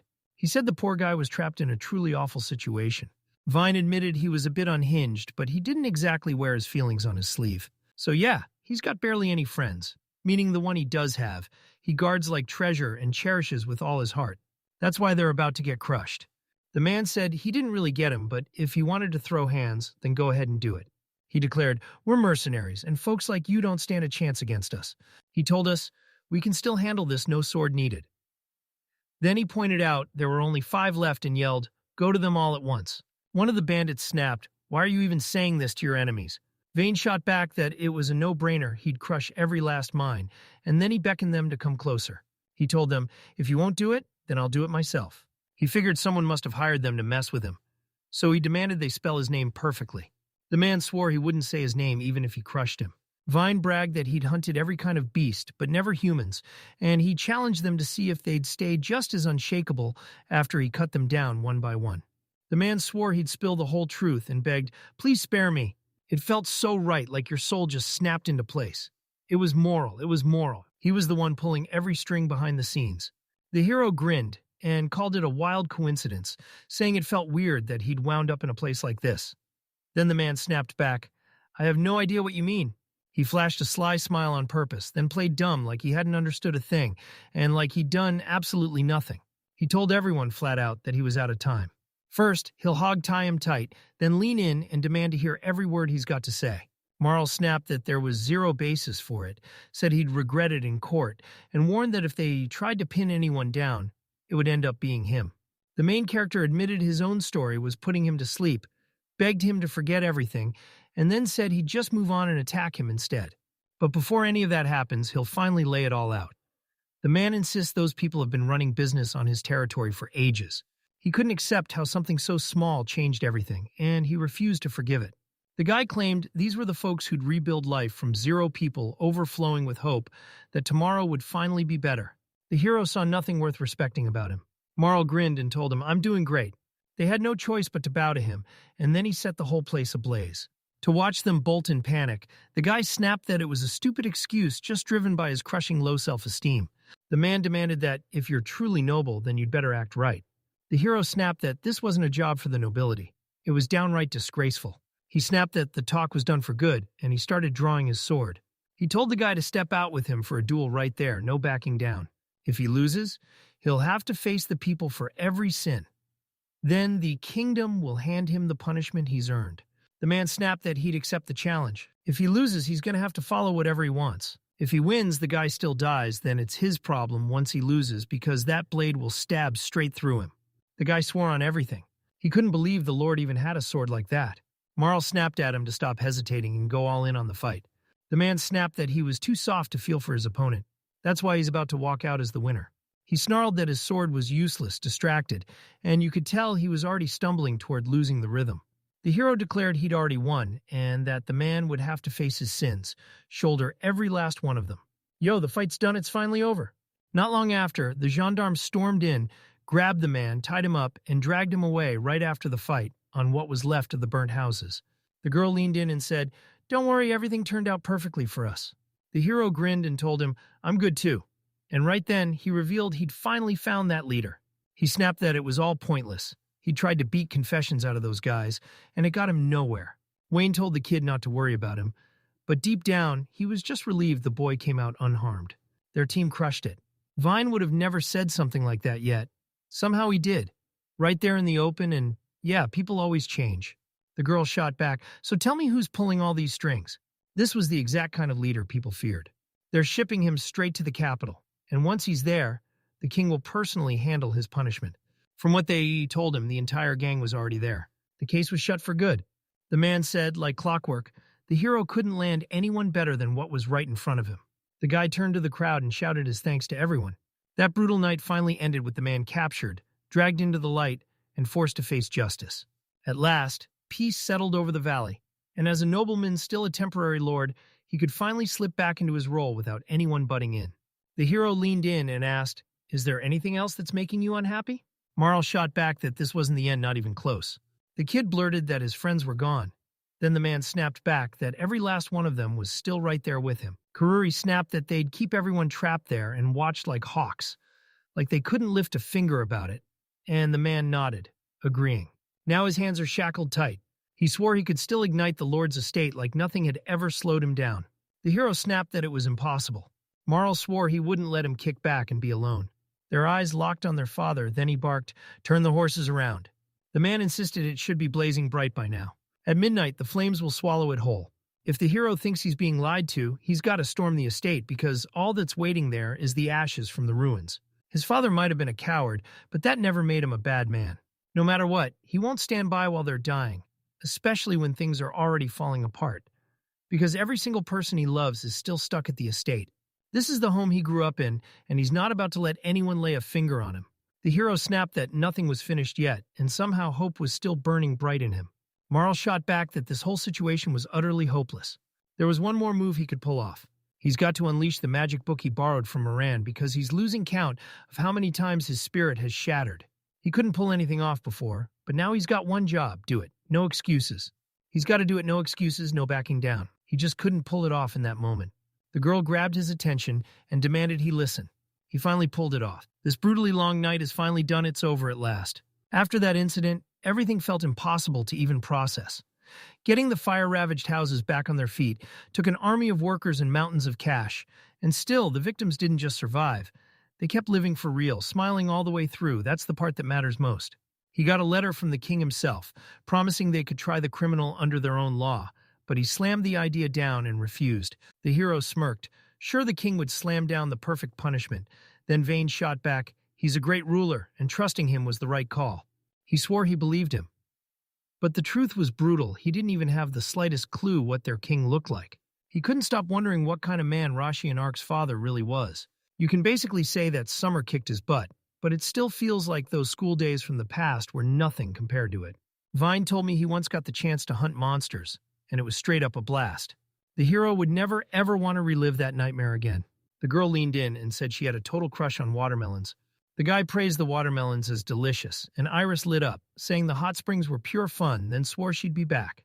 The hero told her, "Come by any time," and when he heard that they both had loved their territories, pure relief lit up his face.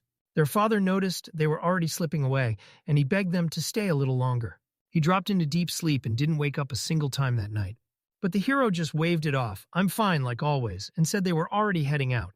The main character said Summer was amazing, and he couldn't help feeling grateful, though he'd have to run off from home again for a while. And if anything went wrong, he'd tell you to talk to Lotso. The girl lit up and thanked him for taking them in. Vine thanked him right back for worrying about her. Father shook only his hand in shock, staring straight ahead. He told him, "Come back any time."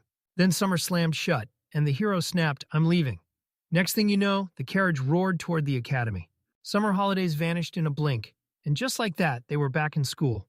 That boy still hasn't learned how to handle a carriage ride, because the holidays are finally over, and school is starting again. After what felt like forever, he finally came back to the dorm, and nostalgia hit hard. But so did this strange new feeling. The hero admitted they hadn't even reached that point in their relationship yet. The guy insisted it was a relationship where they did whatever they wanted, doing totally different things. Kuruli shot him a warning look and told him, "Don't make that face." He told him he came back after the summer holidays to see him only to get shut out and barred from the territory. The hero basically told him, if you wanted to show up, you should have just done it, no excuses. Ark and the Queen were right there on the battlefield's edge too. Eliza was right there with them too. He demanded to know why the guy didn't invite him, even though they were tight. The hero leaned in and demanded, "So why did you show up here?" He told everyone he didn't need a thing, then the hero finally clocked it. He was already in his room, and somehow he still didn't want anything at all. He confirmed it, and Kadudi instantly felt that creepy vibe crawl all over him. The hero snapped at him to get out if he didn't need anything. He demanded to know the real reason. He said it wasn't cute at all. He didn't even knock. He just barged in like nothing, and the hero couldn't figure out how that felt so normal to him. After all that, he showed up just to train, and we'll worry about everything else later. The guy said he'd made it just in time and begged for help, and Karuri immediately tried to bully him into working for him. The hero snapped that he was the one doing the trying, then demanded they take their hands off him. Vi told him, "Don't push it," but the hero just froze like he couldn't do anything at all. He said meeting Kurosi again after all that time was totally worth it. Even with that casual answer on his lips, his legs were trembling like crazy. Vine absolutely adored him, like his whole world was wrapped in her heart. Rain leaned in and demanded, "So were you out there visiting me?" He flat out said he wasn't invited. He knows it's brutally hard to finally work up the courage to ask out the person you've been crushing on. The hero couldn't stand him. They kicked back with tea and just waited like they weren't worried at all. Wayne was trembling like something terrifying was about to snap. For some reason, Rael somehow latched onto him and got insanely close. He actually believed that one day his room would finally shut the world out and belong only to him. It didn't matter at all, he just kept wondering if Karasi would even show up, because he figured he'd get there first to practice with the vein. But he was wrong. He told them he had something urgent to handle, so he skipped the territory. He said it, and suddenly everyone leaned in, dying to know how he spent his holidays. Rael swore Karasi wasn't coming. But now she's stuck in a super delicate situation, and one wrong move could spell disaster. Wayne admitted that even with all that handsome charm, he's still just a kid.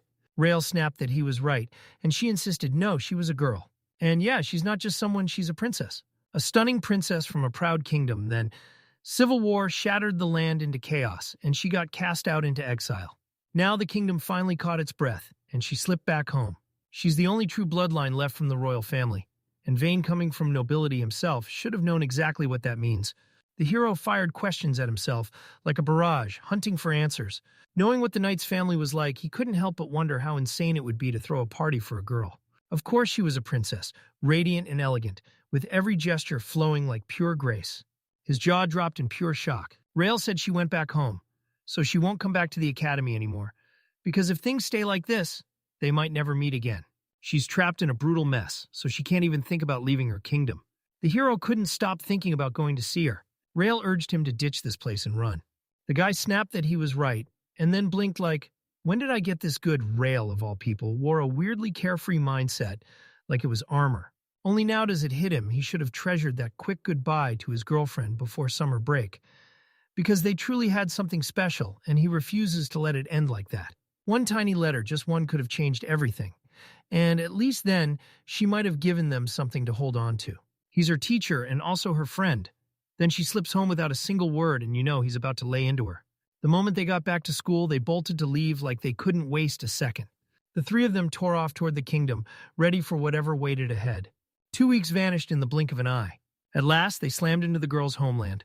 The hero heard whispers that the kingdom was famous all across the sea for its booming fishing industry. He said it meant he'd finally get to fish in his spare time. But before anything else, I had to track down the princess. Rael asked him what he'd say to her, and the hero had no clue yet. Because sure, he'd talked to her normally before, but the moment he realized she was a princess, everything in him shifted. Rain slammed the brakes and told them to wait as they closed in. They were told to wait. The letter came early, so those guys were basically invisible, easy to overlook. The hero figured this was coming after all. He'd served the prince as his assistant for years, so it only made sense to stick around here for a few more days. Rain burst in, introduced himself to the princess, and blurted out an apology for the surprise visit. The girl told him, "Don't worry," and then she thanked him with all her heart. He looked like the perfect nobleman straight out of a fairy tale. The hero admitted it had been ages since they last saw each other. Then the princess blurted out that she never got the chance to say goodbye and begged for his forgiveness. Karuri told him, "Everything's okay. Everyone said things are back to normal now." And then she asked, straight up, "Are you safe too? If you're fine, then I'm fine." Still, regret gnawed at her. She never got to say a real goodbye before the academy chaos forced her out. So she squeezed every last ounce of gratitude into a thank you to them for showing up. He was desperate to talk to Viant. The hero shot the question, "Are you all right?" And Wayne, like a kid on the edge of something huge, was the one who couldn't wait for that meeting more than anyone else. The girl begged her teacher, "Please tell them I have to go." She was drowning in political firestorms, so she pulled him in. "Come on, walk the city with me," she said while she handled the chaos. The girl swore she'd show up as soon as she snagged some free time. The hero was so desperate to talk to her longer. He leaned in to talk with Rain, then swore he'd hit the city tomorrow and vanish the day after. The thought that he might never hear her voice again crushed the hero. He couldn't shake that heavy depression, and he couldn't figure out why that boy kept his silence. Curry Ray tossed and turned all night, and sleep just wouldn't come. The girl said she'd heard they were finally going to tour the kingdom today, and the princess immediately ordered her to be their guide, Miana. Because the kingdom was all about fishing, he stepped up with one bold plan: open a fish market. The hero admitted he hadn't tasted fresh fish in forever. and said he was dying to finally try it. The girl smiled and swore she knew the perfect place. This spot sits right near the royal castle. So you're safe, though. The country's not exactly rich. The people still live comfortably because the fish keep the whole place fed and flourishing. That one detail was what made the kingdom unlike anything else. Ahead stretched the pier, and right beside it sat a bustling market. So if they spotted their favorite fish, they had to grab it on the spot before heading home. The hero asked, "Can we eat this fish?" And the girl grinned, saying, "Yeah, people chow down on it just like this all the time." He leaned in and said he was hooked on raw karuri. There was this spot nearby, best fish in the whole town. So the guy nodded and said they'd hit it next, since she'd been the one who pushed the idea. That sashimi was sliced from fresh tuna straight to the plate. He said he loved it because that's the princess's absolute favorite dish. The hero shot him a look and basically said, "If you don't like it, don't eat it." And you could read the truth all over his face. The guy demanded to know why the Neko-sensei was there, and the Neko-sensei shot back that the real question was his. The hero burst in, claiming he'd come to see the princess. Then she flinched, apologized, and admitted she had no idea who he was talking about. Kariri leaned in and demanded, "What about me?" This was the very place she called home. Quashmai, she ditched the chaos and took a well-earned vacation. The hero desperately prayed she wouldn't dare ask the exact same question again. She was out walking with a friend the other day, just trading stories and keeping the vibe going. The girl shot back that she was their old friend and that she was a legendary wizard who'd been helping them ever since the kingdom was founded. Those kids were her students, and she wasn't just learning anymore. She was a fully realized student, the real deal. The student she named is the hero, and the other one, that's the prince. Once everyone stuffed their faces, the cat perked up and pitched the idea, "Let's go fishing." She snagged a fish with pure luck and wild speed. The hero felt like she had just landed a huge win.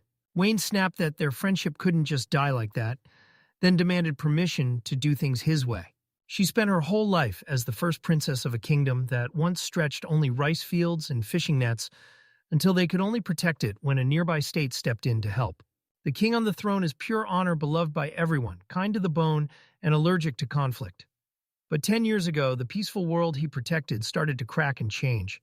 The legendary merchant Adrian Brezhnev swept into town, and right behind him, the winds of change roared to life. He pulled in workers, banded them into a union with his own money, and kept that life-saving charity running for years. Hadrian saved countless lives and made it feel like the world eased up for them, so the princess's father rewarded him by naming him a feudal lord, brimming with hope for what came next, and handing him a rich holding in the south of the country. Sure, it was a bustling rural region, but that didn't stop him. He kept working for the Union, right there at the heart of it. Hadrian poured his fortune into fishing and forged an industry in the south, and the entire kingdom exploded with prosperity. People multiplied, wealth surged, and they started calling him the god of fortune until everything flipped overnight. Hadrian cranked up the guard patrols across his territory, jacked the taxes every single month, and anyone who got sick or tried to escape the south got hauled off, arrested, or worse, while the king's orders got ignored as he kept beefing up his own private army. He realized his fortune had skyrocketed a full 1,000 times over thanks to his personal army. 2 years back, he threw down the gauntlet and declared war on the royal family. Hadrian crushed the battlefield with a massive army he bankrolled himself, swallowing up citizens through conscription. And the cost was brutal. People kept dying until the war finally broke the world. To keep the princess from getting dragged into the war, they shipped her off to another kingdom, while Hadrian's side faced the countryside like it was a foreign land, unlike the rebels, who knew every path, every field, and tipped the fight even harder in Hadrian's favor. A brutal civil war tore the land for nearly 2 years, and while Hadrian's troops kept tightening their grip on the kingdom, everything shattered when Hadrian suddenly died. High off his crushing run of victories, he rode the momentum and cheered as his troops pushed toward the capital, and with his taste for booze, he downed 4 full glasses of wine that very night. As he slept, death struck, and the moment word spread, his army collapsed into pure chaos. The rebel ranks crumbled when their own soldiers refused to keep fighting, and the royal army finally swept in and took the victory. When stability finally snapped back into place, the princess came back right away during the summer holidays, because this kingdom's got a past that doesn't just haunt the history books. The crisis isn't finished today, so she stormed back. Neko stays so silent, it's like he's trying not to breathe, because he doesn't want to ruin the moment while Vine admits she's just way too modest.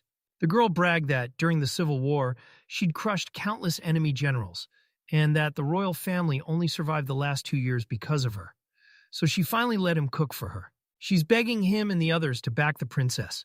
She's betting everything on a real hero, and that guy's warning them something is going to go down again, because the South is rising in power once more, and it's only a matter of time before the Civil War kicks back off. The hero leaned in, said he finally got how she felt, and promised to step in because he'd back her up as her best friend. The girl thanked him with tears of joy, and he couldn't help but feel Vine's rage brewing because getting the princess's intentions wrong was the most brutal pain of all, especially when they were best friends.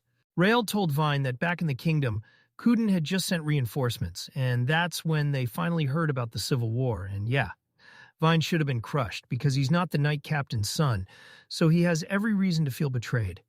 If he'd known the princess was dragged into the fight, he would have marched into that army at once. But it was all because of the girl's link that he could finally be friends with her, and he's genuinely grateful for it. Neko snapped that the crisis wasn't over yet, and he couldn't spill details, so something huge was still missing, something they hadn't cracked, because the whole situation was wildly complex. They tracked down that noise's source fast, hunting exactly where it was coming from. Smoke stung the air like a warning bell. The hero said it was only his lightning-fast reaction that let them snuff the fire just in time. He just figured everyone headed straight to the main hall. Rain slammed into one of the criminals and caught him. This proved just how unstoppable the princess's assistant really was. She got rushed out in a panic, ringed by her guards, and he can't shake the thought that she's already safe. The hero promised that if the girl was safe, he'd finally rest easy, and he couldn't get the full story about what happened until the very next day. Flames most likely burst from an empty room in the castle and a food storage chamber. And the other fires got snuffed out just in time. After one saboteur got snared in the rain and their flames got put out, the stage lit up with an amazing performance packed with guests who came to watch in awe. The girl told them the king was inviting all three of them to his place, and she begged to be escorted there safely without a fight.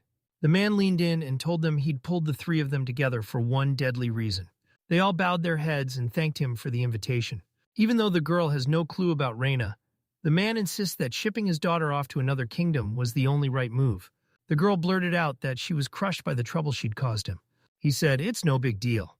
And she told him, "My dad said I should just chill with my friends." The protagonist confessed he was terrified they'd lose the chance to talk again. Then the girl let out a relieved laugh, and the guy admitted they'd gotten a little distracted when he was telling him all about the kingdom. While she stayed safely out of danger, Prince Ark backed her from afar, sending support from another country. The hero told her to stop worrying if she struck him. He'd snap back to his old weakened state. But she insisted the guy was built like an oak tree, stubborn as ever. Even now, and somehow in the end, it all slid back to normal. The girl lit up and shouted, "Let's hit the fish race," a game custom to their kingdom that only reopened a month ago, so they all decided to go. Vine snapped, "I can't go." The princess pushed for him to be gone, and it looked like Vine needed more time, because he was desperate to find out when he and the princess would finally reach an agreement. The whole race kicks off in a tiny natural lake where they dump in fish and bet on who'll win. Then the guy leans in and pushes the betting idea like it's pure genius. In the waiting area, all 12 fish lined up to battle, and people crowded in just to judge how they were doing. So the guy couldn't help wondering if you could really tell their condition just by staring. Then he picked one fish to look at. It's the fastest, most graceful fish ever bred, crafted by an entire generation of ruthless selection. Sure, claiming it's the quickest fish on the whole continent might be a stretch. But one thing's for certain, people still lay their bets on it. Her father knows fish races inside out. He even raised fish for himself. So when he looks over, he can tell she's the crowd's favorite, and the scoreboard proves it. The guy snapped that the scales weren't leaning toward number 11, and they looked frail, almost sick. The girl shot back that it was crystal clear he was a newbie, and she just couldn't wrap her head around how anyone could miss the fish's royal pedigree, or how a guy packed with knowledge could still end up making mistakes someday. She was about to place a bet on their fish for them, and the master's lucky number was 6 Vanya. Meanwhile, insisted they should bet on number 1 because she looked tough as nails, but the race was already blazing hotter by the second, and the hero was pushing hard for number 6 to snatch the win. Rain admitted he picked number 2, and the hero couldn't stop thinking what if his fish could actually win. The race was about to kick off, and number 6 sat in 12th while the guys erupted with loud, cheering encouragement. The race kicked off, and number 1 blasted ahead like he owned the track. At the start, they wipe out number 1 right to the rules. He gets disqualified immediately. After 1 gets knocked out, 11 steps up, like it was always destined to riding the hype as the top favorite. But trust me, this isn't finished yet. This day was brutal. Number 2 tore ahead, and the smart fish picked the shortest route like it was made for speed. The girl swore he had such a sharp eye, he could spot which fish were flying and which were sick, And the guy just shrugged. There was no way he'd say it was only because it looked appetizing. He gushed that everything was wonderful, then sprinted home. While the princess came back looking like she'd just wrapped up a high-level talk with a politician, and the guy immediately demanded, "So how long have we been here?" Neko told us we could stay for as long as we wanted, do whatever we liked, and she was sure the princess would be thrilled to hang out with us even longer. They could have just waited for me to come back and caught up then. But she had secrets. She still hadn't spilled about the Civil War. He already said the Civil War isn't finished yet. And get this, Adrian's son is still alive, thriving even now.